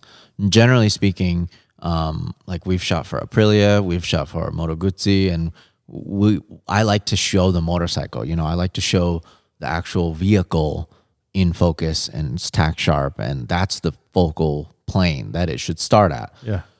We did a job for Bell helmets. I'm like, all right, I'm just gonna click that menu. Boom. It's gonna stick to the helmet from now on. It is so cheating. It's amazing. Yeah, It's so good. Yeah, So it helps especially you. for you. You're trying to produce a consistent product, right? And it's going to do it right. And Yeah, and every single time a new piece of equipment or new technology comes out, we try to adapt right away because we need that edge. I mean, you know how it is. There's so many content creators, and good for them to try to get into this industry and succeed. But for us to stay on top, we just have to have that unfair advantage, really. Yeah. So Canon, we do a lot of work with Pennzoil. They've been a really big supporter of ours in terms of like helping us create content. Yokohama Tire too, and recently Hagerty. Yeah. Yeah. Welcome to the team. One Yeah. Team Hagerty, right? Crazy, You huh? got a new show, I hear. Yeah, I'm really excited about it. What is the and show? It's called Capturing Car Culture with Larry Chen, and it's an interesting idea because I wanted to pretty much just continue my normal YouTube show that I was doing on my own channel, which is just featuring cars and kind of telling the story of these builds, whether it be the craziest build or it could be a $500 rat rod or whatever. It doesn't matter, as long as it's interesting to me. I wanted to tell that story. So this is like your autofocus? Yeah, it's autofocus, show. yeah. It's fun. Just a sidebar. The one that stands out is, I think you were up at you were visiting with Rob at Z Car Garage. Yeah. And Alvin and those Yes, guys. yes. Yeah. Beginning pandemic, right? Yeah. That's the one that stands out. Yeah, to me. those are and fun. those guys are awesome. Yeah, those guys are awesome.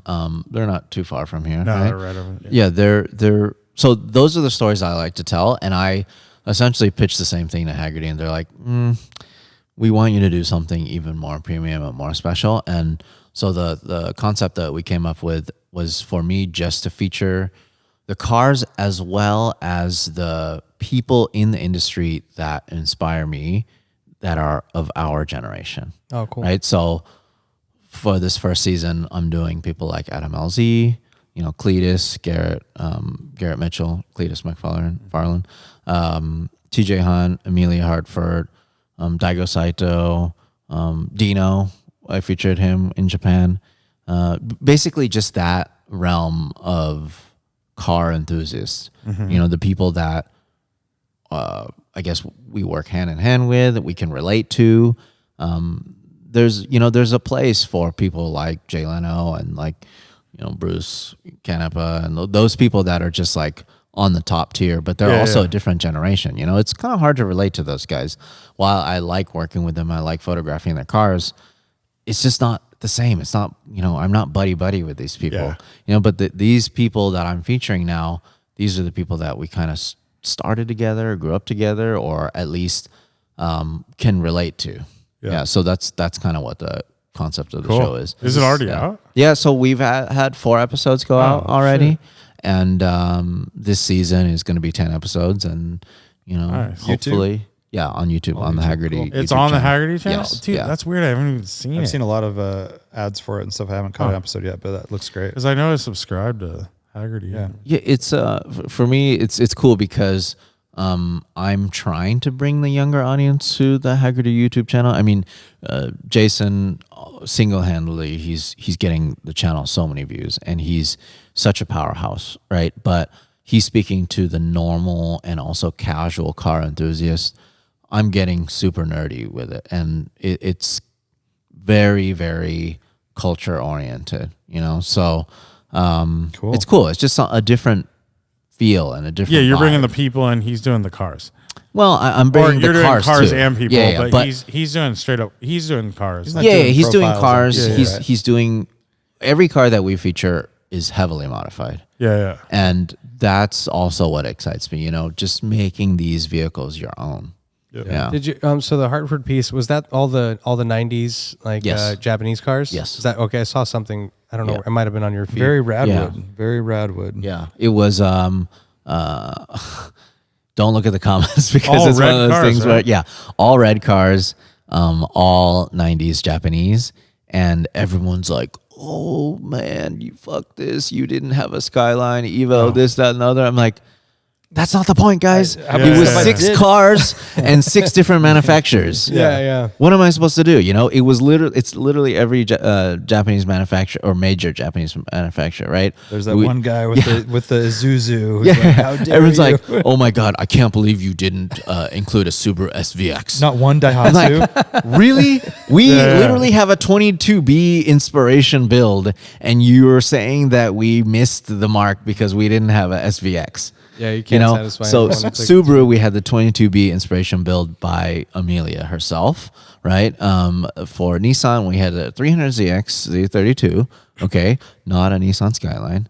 For Mitsubishi, we had a 3000 GT VR4, not a Evo. For Honda, everyone's like, "Oh, you should have had a Civic Type R." Da, da, da. We had an NSX. Yeah. You know? It's totally fine. And for Mazda, we had a FDRX7.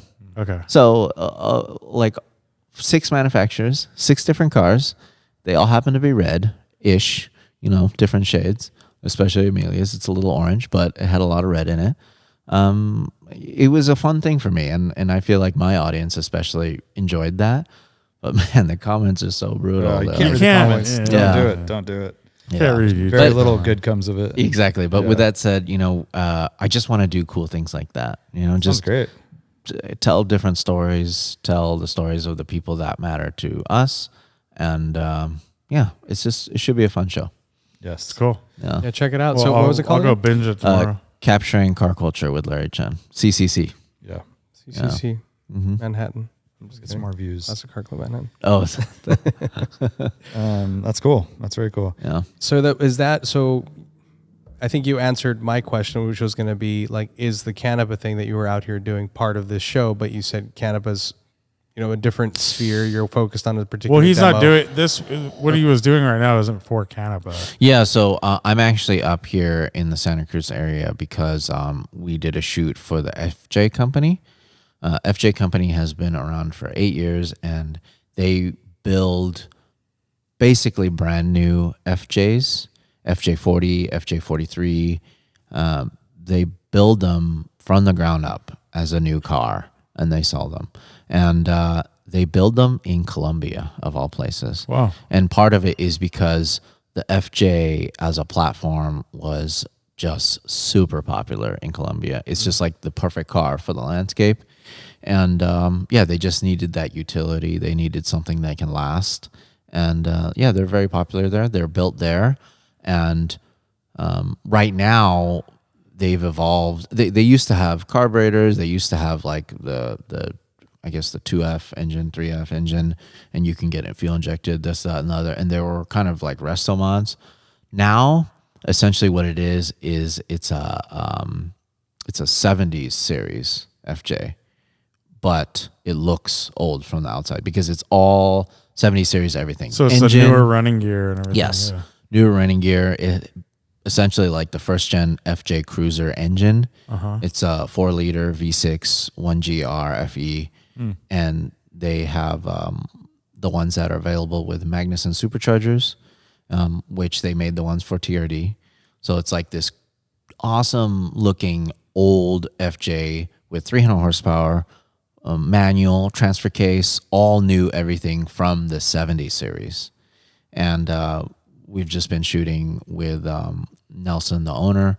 And it's been amazing just to drive them around. Like the roads here are so cool. The fact that it's high noon and it's harsh sun and you just go into the redwoods and there's just like little spots of sunlight. And it's just like the coolest feeling to drive through these roads. I feel like you could go through California and try to find all the cool driving roads. You'll never find them all in your lifetime. No way. We're still looking. There's still so many that I feel like I drive a lot of fun canyon roads in SoCal, and I've driven a lot up here too. Yeah. But even today, I found like 2-3 new roads that I was like, oh my God, I can't believe this is a thing. And where does this go? This goes nowhere. Yeah, they go nowhere. There's just little links. There's just little ones that link together, and you're like, but they're not short either. They actually, they're pretty awesome. Yeah. So, and the reason why we were at Canapa was because he's services the ones on the West Coast, and he also sells them. And since they've been around for 8 years, they've built 163 of these vehicles. Nice. Yeah. FJ Company. Yeah. Yeah, I mean, I've seen them around forever. They look really nice. Yeah. There was one there was a red one at this LBI. Friends of ours, they had an open house at our friend Stephen Cottrell. He has a Veloce Media in where's that, Monterey, and they had one of their cars there over during Car Week and stuff. So I think I guess they were just showing off there. I thought it was for sale or something. I guess they're all for sale. I think right? that red one is for sale at this time, and I think it's $225,000. Okay. Yeah. Is that about what they go for? I think they start at 200, and then once you get more options, like I think that one's a naturally aspirated one. Once you get more options, like I think the supercharger is 15,000. I don't know, just you can get winches. You can get 300K easy. If you really go crazy, like Bruce's personal one that he built out, which is like fully optioned out to the nines, I think was 275. Okay. But that's like buying a new car. Did you get a Ferrari V12 in one, or? Well, did you drive one around today? I've driven a couple of them. Yeah. I was mobbing in one today, the supercharged one, and it was the canvas topped one. Yeah. It's a FJ43, which is a little longer, 7 inches longer than the 40 series. Man, it's just so much fun. Yeah, it's just so cool because looking. It drives still like an old car, but everything's tight and everything is like has a modern running gear. It's a 2021 full on FJ70s because they make them still. Toyota still makes the 70 series. Yeah, and they look so cool. They're too, for sale yeah. in Australia and in Japan and some other countries. I'm sure pretty much every other country except for I'm the sure US. in South America somewhere too. Like, I wouldn't be surprised. But if you look at those, it's insane. They have hill assist, the ones that we just saw right here, the old looking ones, because it's legitimately everything. Yeah. Hill assist. It gives you that chime when you hit 75 because it's saying, you're going too fast. It has seatbelt warning. It has like everything that a 70 series that you buy new today would have is on this vehicle. It's super cool. But it looks like the old FJ. Yeah, it looks like an old FJ. Yeah, they look awesome. They Yeah. look so good. They're It's like cool. the perfect FJ. Basically. So you're just doing shots for them for press or for Yeah, their so catalog or something? we're just kind of using these past couple days as a content creation exercise, just to get as much content for them, premium content as possible. And we shot a bunch of videos. We shot a bunch of videos for my personal YouTube, and also we shot a couple promotional videos for them with Bruce, with Nelson, the owner. And, that's kind of a big part of what we do. While we love doing editorial, the commercial side is pretty much the biggest thing that we do. So, like, we do a lot of work with Nissan, Ford, Toyota. I've worked with GM, Dodge. I feel like I've worked with most of the big manufacturers. Yeah. Volkswagen, we worked with them pretty closely with their Pikes Peak effort when they broke the overall record, when they smashed it. Yeah. There's a couple manufacturers still that I have left to work with, but I feel like I've at least kind of dabbled with most of them. It's cool. Yeah. So are you saying that they drive as good as they look? Yeah. That's Better, probably. I mean, I guess it's it's bad. I'm a Toyota nerd. As you can see, I'm wearing a Toyota shirt and I'm wearing a Toyota King Springs. Kings. I thought I was wearing a Toyota one. King But- suspension, yeah. Yeah, but I'm a big Toyota nerd. I'm a lover of all cars, but when it comes to Toyota trucks, I have a FJ Cruiser. Mine is supercharged and it's manual. They were pretty rare in terms of like them coming in manual, but that's just like the most basic off-roader you can have. It's reliable. It is fun to drive. It looks great, I think. I'm capable. capable. I just recently built Tundra, a wide body Tundra, because I was thinking, why is it that Toyota never built a Raptor competitor? They have the TRD, which is honestly just a couple things like badging, wheels, Yeah. They don't suspension go, that you're they going to don't change. go like full hog. Yeah. It's like kind of a neutered off-road vehicle. It's like lightweight. So then I wanted to build one that was almost as wide as a Raptor. So like mine is just 2 inches short of the current generation Raptor in terms of how wide it is. It is 9.5 inches wider than the stock Tundra. So, and that's the track. You didn't widen the body, or did you? No, also I widened the body. too. Yeah, Oh, right. I widened the body. It's fiberglass fenders front and rear, and so mine was the first long bed wide body. Well, at least that I've seen. And then from my truck, they made the mold advanced fiberglass, ADV fiberglass. They made a mold out of mine, and then now they produce this long bed wide. This is the one. Wasn't like It's a Copart car.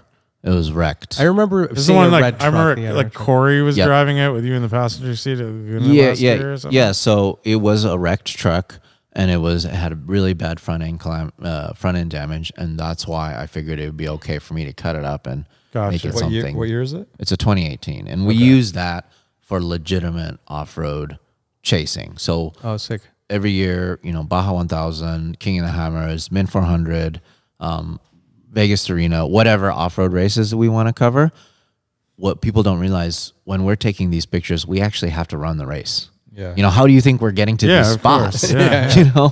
So we have to have a vehicle that's fast enough and capable enough to keep up with the race trucks. But of course, we're taking shortcuts. It's not like we're taking the same race course that they're taking, but we have to take get a there. more direct Yeah. route.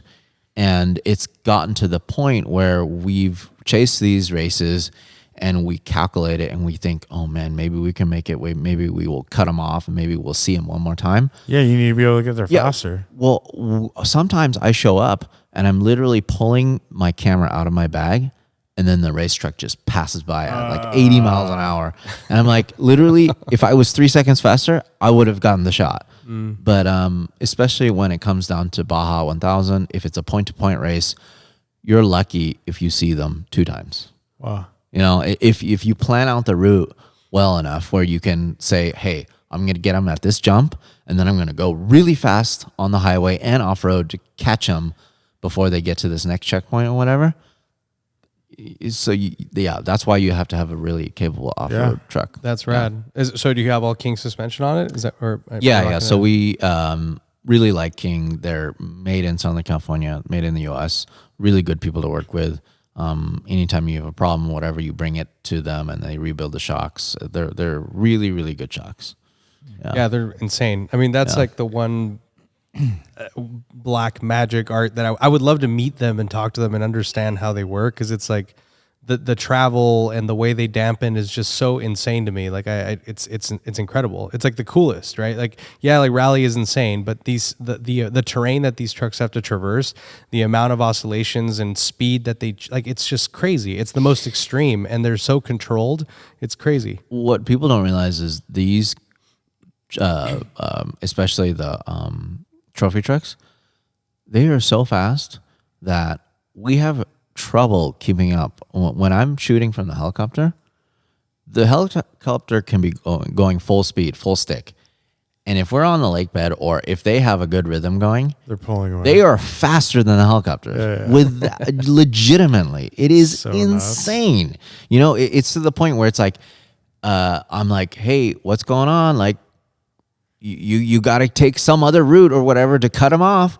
But the trucks are just flat out 150 plus in the desert, just So crazy. just their suspension going Yeah, crazy. yeah. It's so fun to watch in slow mo. It's so cool. It's rad. They're insane. Yeah, really cool. Very cool. How did we get to this point? We're like talking about the. I don't know. We like it all, man. We go wherever the conversation takes I us, think we're probably bro. ready for trivia, right? Yeah. I was going to give a shout out to the Pebble Beach Sports Car Club. Oh yeah, what happened with you? I don't know. I was I was asked to speak by our buddy Mike Hayworth. Asked me to speak at this their car club, which is like 100 years old. It's like some of the members there were around 100 years old, pretty much, during the Pebble Beach racing on 17 Mile Drive, which then resulted in Laguna Holy Seca crap, they being were built. there? Well, not anymore, but that's where like the impetus of the club Gotcha, started, right? And so Laguna Seca was born from the Del Monte Forest races and 17 Mile Drive, which got too dangerous. They needed a venue. Fort Ord had room. They built Laguna Seca in like 1950 or whatever. Anyways, so this club still exists. Mike asked me to come speak. They do a monthly meeting. I said yes, like 3 months ago. You know how that goes, where someone's like, hey, do you want to do this thing? And you're like, yeah, for sure. And then it comes up and you're like, oh, shoot, yeah, I got to do that.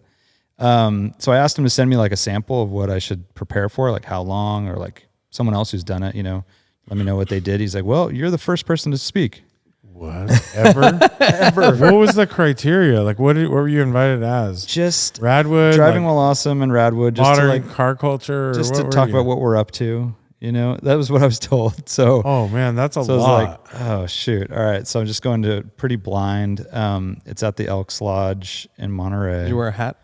A little fez? Had to wear moose Was it just antlers. you in front of a podium, or were you like, was there a moderator and you were on stage? It's like, like 'cause that's it's easy. kind of like stadium seating in this room. It's like a cool ass room. Do you know what the British Parliament looks like? Yeah. It's like elevated On the seating, and then sides, there's yeah. like a flat floor in the middle, like people talking there, but everyone's like going, like Yeah. a lot of harumphing. They're wearing And, wigs. It felt like some were wearing wigs. There was probably a wig or two. So anyways, I go in, they do like their business stuff, which is like, budget and who's taking notes and all that stuff. Whoa, it's And then Mike goes up and introduces me, and no mic, no microphone, no podium, no stage, just me in front of like 60 people.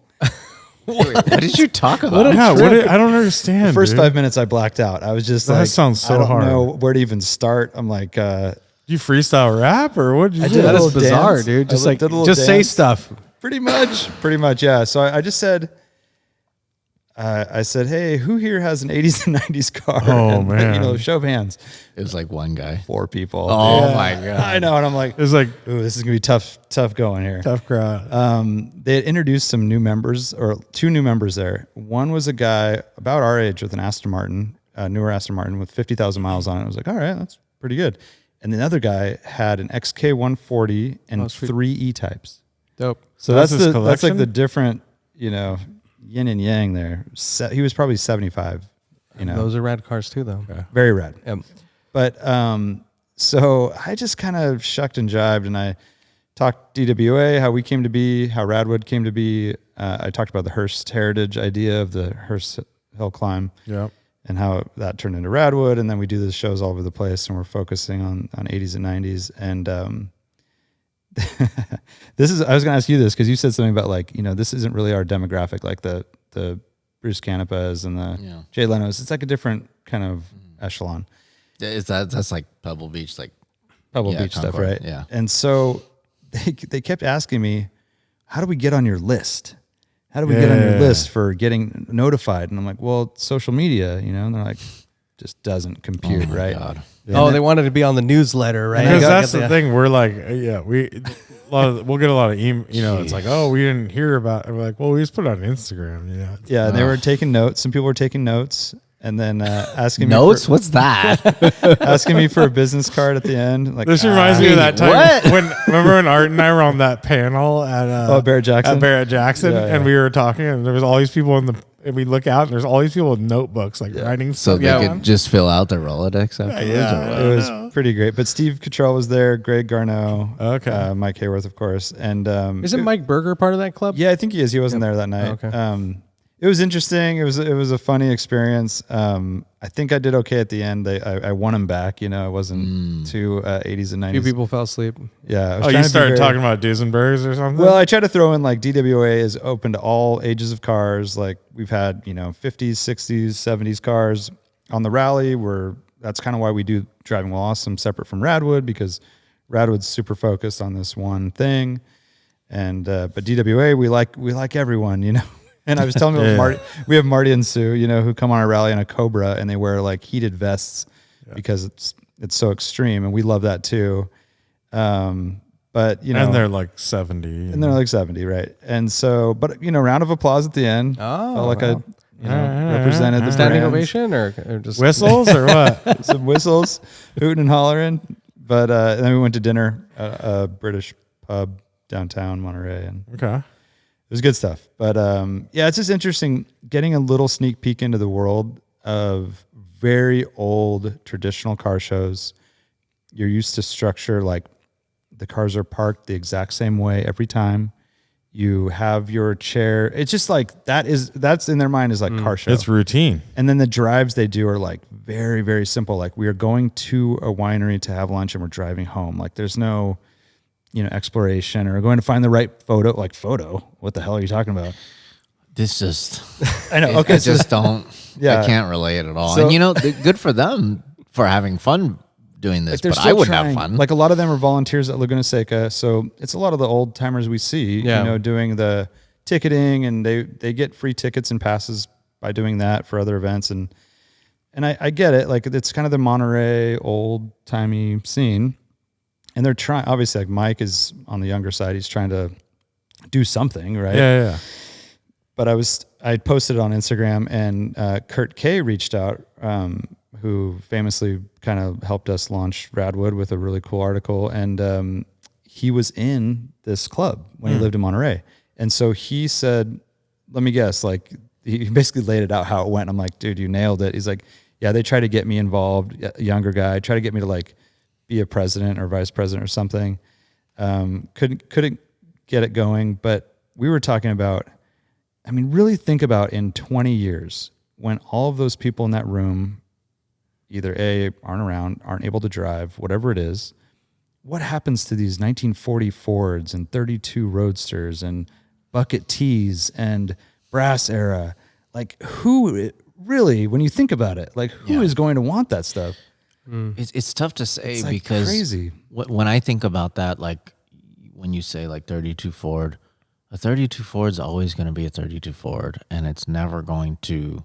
It's just like stuck in that era, right? And there are people that love them. Yeah, there are people that will probably just take the torch and and I think continue. It's also regional, right? I feel like maybe in certain places in the country, right, like where that torch does get passed on because that is your community. You're focused on that particular era. It's just that torch is getting dimmer. It is. I think little by little you have not attrition, but you have like seepage of the light. You know, some kid gets a hold of an FRS or whatever it is, and like that's like his world now, right? And like this becomes less interesting. Yeah, I think you said it well though. It's like different parts of the country are more blue collar. They're more inclined to work on the cars. They're familiar with getting their hands dirty, you know, whatever it is. But it's hard for us out here where, you know, it seems like everything's getting further away from that, like restrictions on cars that are being produced, you know, regulations for smog and all of this stuff are making it harder and harder to have those cars. And then like just the generations are getting weaker. Like they're not going to want to work on these cars. They want to like game and code and I don't know. It's just really interesting. Focus, yeah. You know, it's interesting just in my lifetime in the automotive world. A good example is the SEMA show. You know, my first SEMA show was in 2006, and I've been every single year since then. It was probably so like hot rod and domestic. Just hot rod and domestic, and it was like barely a couple cars that I could relate to, if any at all. And it was mostly just middle America. It was just hot rods. Yeah. But now, just this last show, even, it was insane. It was my generation. Yeah. You know, and it's the cars that I love. It's like people flipped, that I love. right? It's like majority of that stuff. Completely flipped. Yeah. Yeah. My first SEMA was 08, and I've done, I think maybe I missed 1 year since then. But same, I've seen that too. It's crazy. Yeah. Now it's all like whatever the hot new thing is. It'll be all BRZs or I don't know. I forget what this year was, but it's always one hot car, right? Yeah. Oh no, I think last year was a Bronco. Yeah. The year before that was that Mustang? I don't think Mustang's always popular. Jeeps are always popular. No. Year before was that Supra. It was the A90 Supra. There was 50 there. Yeah, I counted them. Jesus. Nice. Yeah. Jeeps are always popular. Yeah, FRS BRZs or course. GT86s are always popular now. Yeah. But getting back to this generational shift, my hope was not like, oh, you should come to Radwood. Like, no, I don't think those aren't the droids we're looking for, right? But it was kind of like pass the torch on. But be open to it. You know, like I know that you don't use Instagram, but realize that that's a way that you're going to keep this going is if you tap into that. And also, we are, 40 miles north of you, and we have a car show once a month, Morning Motors, which has a great variety. Like, you guys should drive your cars that you cherish. Come up, like, see this new demo. Don't just do your same thing. Like, just sort of like sparking that in them. But I mentioned don't go to the same coffee shop every Saturday. You don't have to go to the same thing. You just have the same conversations. That is a way that it could inspire someone that let's say it's a 32 Ford, right? Like there's those cars need to be out there, right? And that interaction needs to happen. It could be that 13-year-old kid who's like loves that car, cars, and now or it becomes a thing at that point, right? It's like he sees that car at the Cars and Coffee, exactly, and then he's like, oh yeah, and then that conversation can happen, and like if that's, it's not like I'm opposed to it, right? And your question is open. It's not like should they? It's like how, right? And it starts with like that, right? It's like going outside of your own little sphere, because that sphere is shrinking, right? No doubt. It's an interesting thing, and I have no idea what's going to happen. Even our stuff, we're like, our stuff is like on the up and up, right, in terms of popularity, but like at the same time, as you're saying, regulations and stuff, it's always in the back of my mind, right? And we're part of an organization like Hagerty who's trying to preserve driving and preserve car culture, right? For obvious reasons.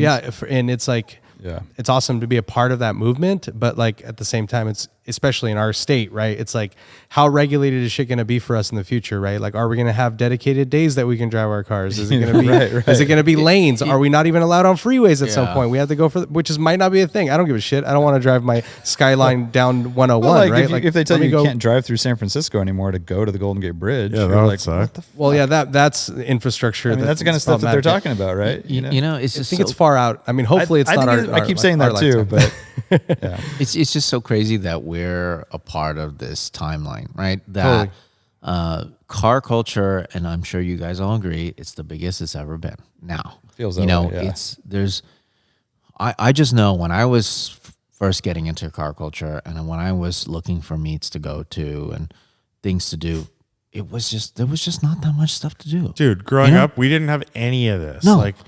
We just made it ourselves, and it was super riff. Now it would be 5 of us like It was sitting it was around at the exactly hanging out at a Burger corner King store or or whatever, laps around Santa or Cruz. and there was the occasional car show that you would go to, right? And like and Once it a was year. and how is everything Exactly. and, Yeah. and also the fact that it's just there's so much of it and it's all out there and visible, right? Whereas before it was like you had to know someone, you had to subscribe to something, like Yeah. you had to have the magazine that you had to wait for. Yeah. Like whereas now it's like you have so much awareness of everything, and it's incredible though. I mean, like I think about this every day, dude. Like we're so immersed in car culture and we like read everything and see as much as we can and go to shows and put on shows, and every fucking day I find out about something new, like whether it be a new car or Or you something think else. everyone like, knows about Radwood, and then you find, there's like obviously millions and millions of people have never heard of it, right? Totally, yeah. Like I mean, it's fascinating, and even at our events we talk about it too. Like going back to the cars themselves, like even though we're so immersed in this world, right, of the 80s and 90s stuff, like there's always cars that we have never seen before, that have never heard of. Like it's incredible how much how much was produced and how much is actually like now being brought out too, like as part of this 80s and 90s movement. And now having a platform to celebrate it, like there's a place for it to be shown, for it to be talked about, for it to be featured. So like, and I agree, it's awesome to be a part of that, to contribute and also to experience it at the same time, right? Can I just say something? I finally went to the Lane Motor Museum, and I was sweet. very excited to see the Radwood permanent installation. Right? Is it permanent? Semi-permanent. Yeah, it was Semi. it was permanent for a while, and then they made a few changes, but they still have a section. What brought you out there? Yeah. I was out there for I don't even know. I'm always I know. all This over is the in place Nashville? for That's in it was in Nashville, Nashville. I go there for Nissan, hang out with the Nissan guys. Actually, it was for Nissan. I was shooting some stuff with them. I was checking out their collection. They let me drive their vintage Z, their 240Z. That was cool. It was one of the ones, the 21 that was rebuilt in awesome. 1996, I think. 98 Or- or maybe it was 96. I don't know. It was later, around that 97 era. or 98. Yeah. And anyways, can you imagine buying a brand new 240Z and So- nobody would buy them? No one wanted them. They're Like 25 grand. 25, right? Yeah. How many of them? Yeah, 25, and they made I think they made 21. 21. So Yeah. I bought a 71Z like right after that, a 71Z, and I'm like, it was so cheap. I bought it for $275, I think. And I was like, oh, this thing's gonna be worth money because this new Z, like nothing ever happened until It took just a while. recently. Yeah, Like it took a while. And like now they're like- Z's were like worth nothing forever. Yeah. Now they're like 150, It's 200,000, amazing, maybe yeah. more. Like, I But think no one wanted those. I remember that was such a cool thing. They Yeah. re-released. Oh, it was so awesome. But anyways, I was there and I was just so blown away, and I was just so happy to see the impact that you guys have That's cool. made on car culture. And it was only a matter of time somebody was going to do something like Redwood. I'm glad you guys did it. I just I've never been to a show where people are so it's like Halloween, they're dressing up like everything. I think when I go to Redwood, I think like, where the hell did they keep all this stuff for all these years? Like I just throw away things that I don't use, and it's like these crazy tape decks, this, that, and the other. Like all I can't coming believe it still exists, the VHS. And I mean, that's my childhood, that's for my sure. era. And Same. it's just so cool.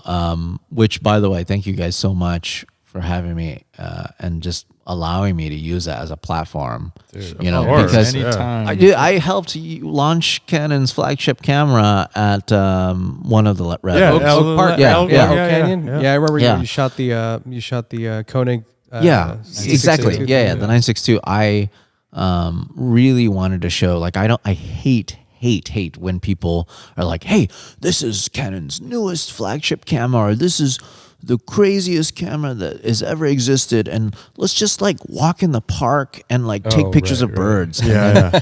And then we'll No. show you what it looks Yeah, like yeah. this close up next No, to. Yeah. I will take this camera and I will put 100,000 photos through this thing. Yeah. Nice. And I will take it to 5 shoots, 5 different days. And this last one, the R3, I even went crazier. I went to Europe. I went to, all over the US, like 7 different shoots. Jeez. And I'm talking about full on like Formula Drift, shooting, Von Gittin Jr. doing one of his crazy long. Well, I think that year you were at ours, like the Oak Canyon one, that same day you went to the barn. The Hoonigan Burnyard that night, yeah.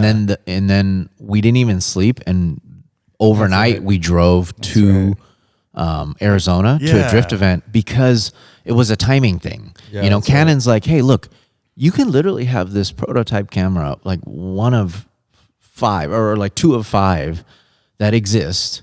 Can't show anybody. You can have this for 5 days only, and let's see what you do with it.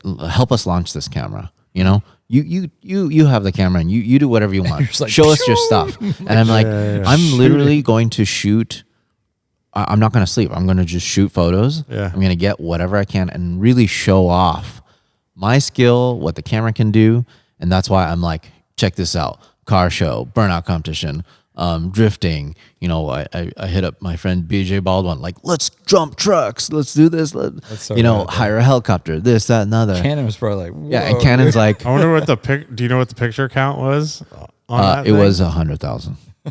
Yeah. In 5 days. In 5 days. Shit. Yeah. And it was 2 cameras. And were you doing it like Austin Powers where you weren't even looking when you're shooting?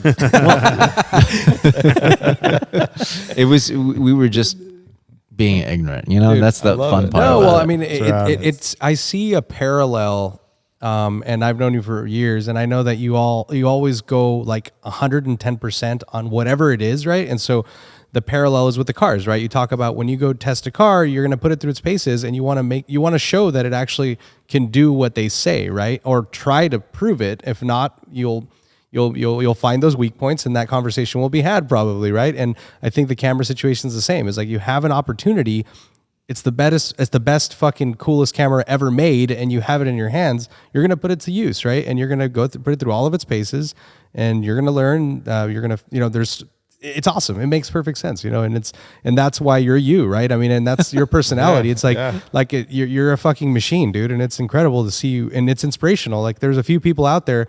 When people ask us, like there's Larry Chen's of the world, there's the RS guys, there's a few people out there that I see. There's Jeff Zord, of course, who's our god, right?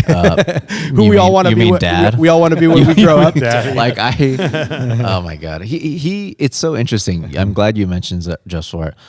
The joke between him and I is like we are the same person, but 30 years apart. Because that's true. Oh my god, everything he's done. Like it's so funny that he's shot a lot of these cars as new cars, and I'm shooting them as historic cars. Yeah. And he never even like talks about some of the stuff that's so iconic, model launches that we like all the BMW, Volkswagen, Porsche. Yes, like recently I did a shoot with Ryan Turk in his Judd V10 powered Supra.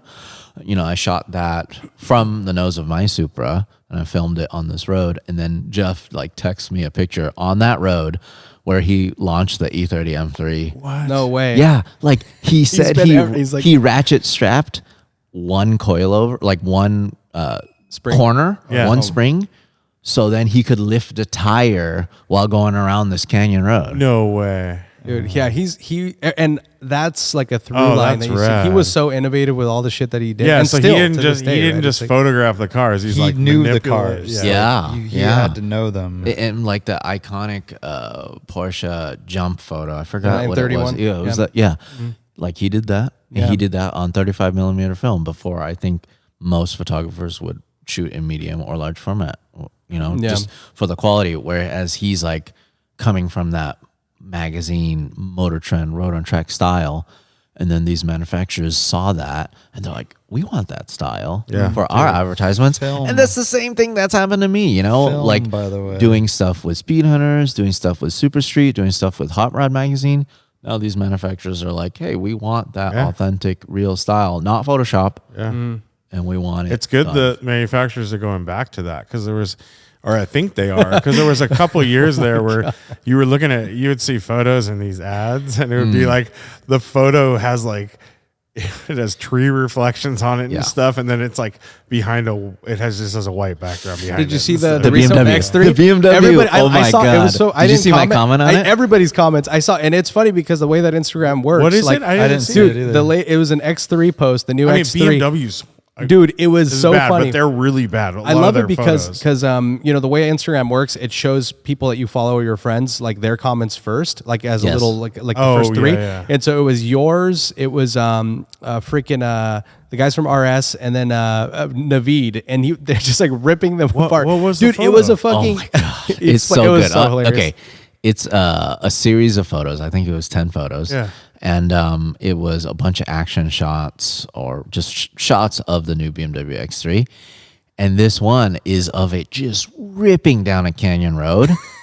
And it's like looking like it's going 100 miles per hour, but the wheels were frozen solid. No. Like, it's like, I don't know. It was so funny the way it was a full-on static. it looked shot like that it they was those blurred spinners. the background on. It was like those spinners that don't spin. You know what I'm talking about? That just are static, no matter how fast you're going. Yeah. That's what it looked It like. was a fake blurred background. What And then my favorite part is if you zoom in on the front bumper, you can see the photographer. Oh my God. Great. and they in the posted, corner. yes, they you posted can- it. And it was somehow, And this is BMW. yes, Yeah. BMW. Like official? they got ripped Yes. apart. Do you remember that 100%. one where they put remember last year there was the video and it had like it was like V10 noises. It was but a Lamborghini or V10, It was a for the Lamborghini V10, but it was like the M2 new CS or something. M2. It was the soundtrack from a V10. What the? And they just put it not that was on it. from BMW. And then also, what was up with that old BMW, young BMW ad? They did? Yeah, where the old Like did you're you my ever see that daddy one? or something? The old it's like a 5 Series, an old 5 or an old 7 Series, and then the new electric card. It's like, hey, Grandpa, you're old, you suck. Or whatever. What happened to BMW films? I know. like, Good. that So changed my life. I'm Dude. right there with you. man. Legitimately, I went to the LA Auto Show and they were giving out DVDs of those, and I was so happy to Like get the one Guy of those DVDs. Ritchie, and Yes, yes. Clive So Owen. rad. That was how Clive Owen became famous, right? I mean, that was his. great. Remember, I think they also had an ad where it's like just one rolling shot of a land speed car, like at El Mirage, and it was going like whatever 200 miles per hour, and then you wonder like, hey, what is actually filming this land speed car? And it zooms out, and it's a E39 M5. That's right. You know, Yeah, and it's what happened That's to those right. ads? I know, You know, yeah. like It's you so look at rad. BMW now, and it's just so bad. So bad. Yeah. And their cars aren't getting any better either. Yeah. Those I mean, electric cars are. It's really tragic. sad. Yeah, we talk about it a lot, and you know, there's like they're trying to appeal to a different group, and that group is not very tuned in and doesn't care, and the badge works for them, and they seek, you know, very light steering and, you know, and But you can't modern be- interiors The and steering wheels are getting so thick you can't even put your hands around them, I dude. can't handle them, dude. It's like, I can't it's handle like those having things. two I sandwiches. don't have small hands either, and I'm like, get me out of this. I'm like, ugh. Literally can't handle it. Dude, remember I sent you that photo BMW posted, like it was probably a year and a half ago now, but they like it was a series of photos and they were all like they just took the paintbrush tool, turned up the exposure by like a full like 5 stops, and they brushed around and you just see the halo around everything. It was so bad. It's like the quality of stuff that they're putting out. I mean, is it's horrible. definitely, I'm sure, like most things, right? They hire an agency, and like the agency presented something early on. They said that's good, and now it's on in their hands. But still, and- they and- went and- through with it. yeah. You know, You know what's they fucked too clicked is send. what really bothers me about Instagram is that it doesn't matter if it's negative commentary, it's engagement. So like that post, when I saw it, it was probably up for like 2 hours and it had like 750 comments. And I'm sure that that went- post is fucking It went viral. even crazy, yeah. Yeah, and so now that's great, right? That's exposure, like on paper. It gets to so many people's all Instagram. publicity is good publicity It's kind just- of thing. It's Yeah. so funny that you and I saw it, and it's like the small. Like I never even followed them. Like I never even Yeah, thought I don't to follow them either. BMW. I must have. Yeah, It was tag or something. so popular. Yeah.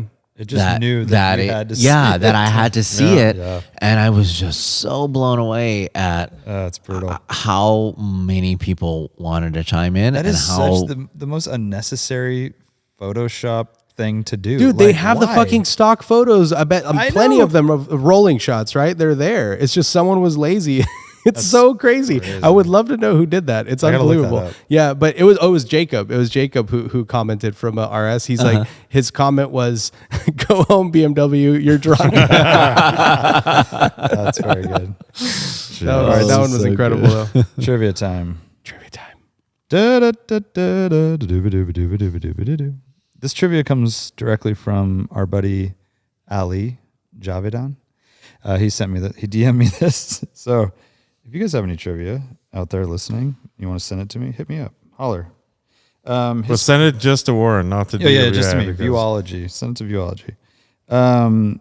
His question was, name Tamaya's first ever RC car. Oh, I know this. You do? Oh my God.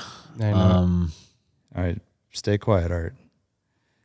Are you asking me to say it? Well, you guys can go me. first. Lane. I'm pretty sure I know it, but I'll let you guys go first. Yeah, actually, you go last. You go last. Lane. I think it's the. Oh no, you're good. You're good. If you have an answer, go for it. Usually we let the guest go last, so you have a better chance. You know. Or it sounds like he knows, dude. I have no idea. Tamaya, I feel like they're very Japanese, so it's gonna be something Japanese. Japanese company, I believe. Yeah. I don't know much about them. Are they they're a strictly RC car? No, they make models. They make models. Oh, they don't make the Grasshopper and more stuff? models. Yeah. But they do. I mean, RC. that's one. Yeah, Grasshopper. I remember that thing. A little dune buggy. Yeah. I thought it was. I don't know. Okay, right. Grasshopper's a I'm good going guess. Grasshopper then. What do you think? I thought it was the frog. The frog? Okay, it's another little. Wait, what's a frog? I think it's another one of those small Little buggies. dune buggy yeah, things? dune buggies. Yeah, it was 934 with a Jägermeister livery. Nope. No, But very close. I'm gonna give Art. 934. It's a 934, but it's this livery, which is No way. That's their first RC car. yeah. Oh, that's awesome. Jeez. And now Which on one is eBay, that? What eBay number is bonus trivia. What's someone asking for an perfect mint unused kit? 5,000. 4,500. Art, you got a shit. guess? I have no idea. 12,000. Oh my Oh god. my god! 500. What livery is it? Because I thought it was the Jägermeister livery. Maybe I they don't know released what it at the livery this same is. time. Easy. I don't know what livery this is, but it's not Jägermeister, obviously. Yeah, it's not. It says Valiant. It's almost oh, like dude. Speaking It's of liveries, teal with pink. More And generic. so a couple weeks That's cool. ago, listener question was if we could do any Kramer. livery on one It's of a our Kramer cars, car. like Kramer. new or old, like what livery would we do? And I ended up saying stupid shit. I said Olivetti was one of them because I do like that one for my E30. And then you navy said blue like a white. Sani or And then we whatever. were fucking around with Sofina, which is Sofina. because it's a Formula One stupid one Yes, that we like yes. to say. So what But- is yours? Dude, a real one that I actually totally spaced on was the Calsonic Impul blue livery on my Yes. R33. Yeah, that's that would really be nice. sick That would be with the cool. white 5-spoke Impuls. Yeah, but the R33 is more of a Pennzoil livery. Ah, Ooh, Pennzoil is a Yeah. that is a good look That'd on be that badass one. too. That is a good look. HKS is amazing too, but Yeah, the oil splash. yeah, that is a really good one. It's really good. But I actually recently bought the R33 Tamiya Pennzoil car. Oh, no way. I remember seeing it in stores when it was brand new for $80. I think it was $79, and now I paid $500 for that damn kit. Well, Yeah. you're probably in good shape though, because it's. I can't imagine that's going to depreciate those, especially now because they're kind of in the lens, right? Like they're everywhere They're definitely now. coming out now. Yeah, yeah. They were all It's a over lot more Monterey Car focus. Week and stuff. So, well, Larry, thank you so much for stopping by. This has been very good. Very good time. As you're about to sneeze, sorry. Yeah. It's been great having you, and we'll see you. I'm sure we'll see you around. You're gonna be at Lyft. Yeah, I'll definitely be at Left. I am one of the official photographers. We'll see you there for like 2 seconds. Yeah, I definitely enjoy that show so much. Actually, it kind of what you guys do and what Left does, like it reminds me of each other, you know, Yeah. because I've never ever been to a car show where it is so curated in terms of the position of the cars Yeah. and the background.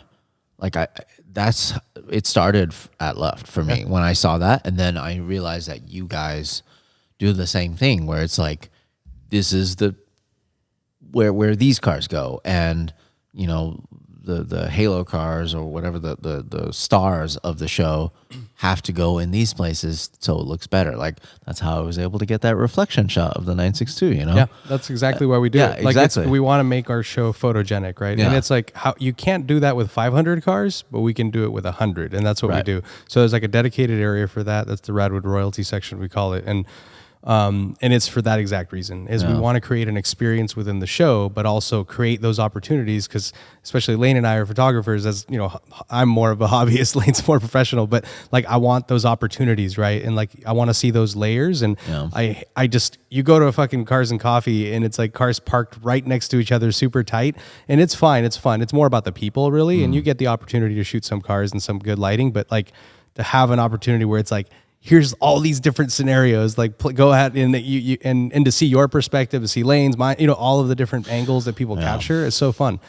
And with Luft, just to give you guys kind of like another inside thing in terms of like when I say unfair advantage and like me liking to cheat all the time, I shoot the cars during load-in and the whole day before when they're setting up. And that's the only time I shoot the cars. That's the best. Yeah. Nice. That's when I shoot the cars.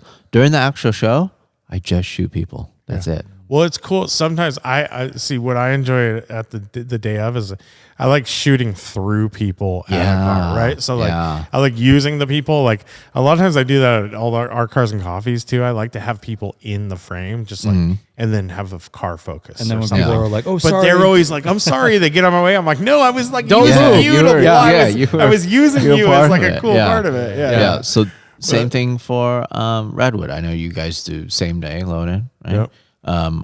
You shoot early in the morning. Go early during sunrise or whenever because these cars aren't going to be moving for the whole show. Yeah. But guess what? They're going to be moving while they're rolling in. Yeah. And then, I'm hiding behind trees. I'm trying to figure out angles where like I can actually get panning shots. And night before, you probably get some good, some really good sure. shots at lift, right? Yeah. Oh yeah. That's key. Yeah. We'd love to do that. It's expensive, you know, and also it's a commitment thing, like, I mean, to have, I think Lyft is special, where they have a super, super committed group of people. It's like one show a year. Yeah. It's and very, it's so exclusive that like people are willing to send their car in advance and let it sit there. Whereas like, we're kind of, there's some of that in our world, but like for the most part, a lot of those cars, even in that royalty space, are not necessarily a car that's going to be trailered there and is treasured. Maybe it's used pretty regularly, and like to have it be gone for a full day or two, like it's not ideal, right? It's not convenient. So Lyft is less regional. It's more like, it's a show that like it's a destination, like I know, right? Like my car's in it this year, and I'm driving down from here. Okay, cool. But it's one of those things like like I wouldn't do that for any other. I don't know. It's just like, I mean, if it was one Radwood a year, I could see definitely if it was like different. SoCal Radwood every year, that was the only Radwood.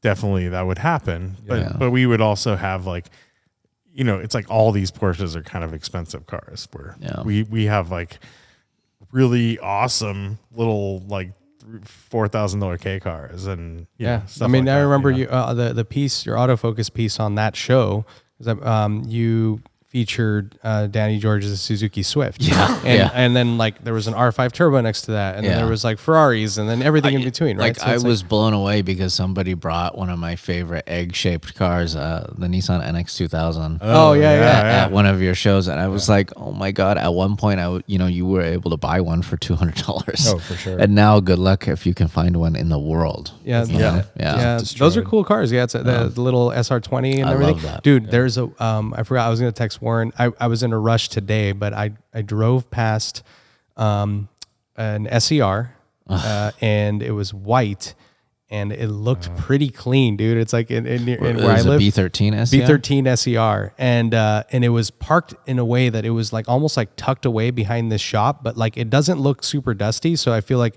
someone owns it, dude. That's a car does not exist. I want one so bad. And it's funny because when I go to Mexico now, and I think they made the B13s, like B13s. Yeah. They just stopped making them. Yeah, they were like taxi. Yeah, exactly. Stuff, right? And I think like, oh man, it would be cool to get one of those. Dude, they have all, and the grill and the headlights are way cooler, and like people modify the B13s here with the Mexico spec stuff. Because they modern components and better lighting and all that kind of stuff. But yeah, those are rad, and that's a car that just does not exist anymore. Exactly. I it's funny for us too. Like I know Farah like became a meme with.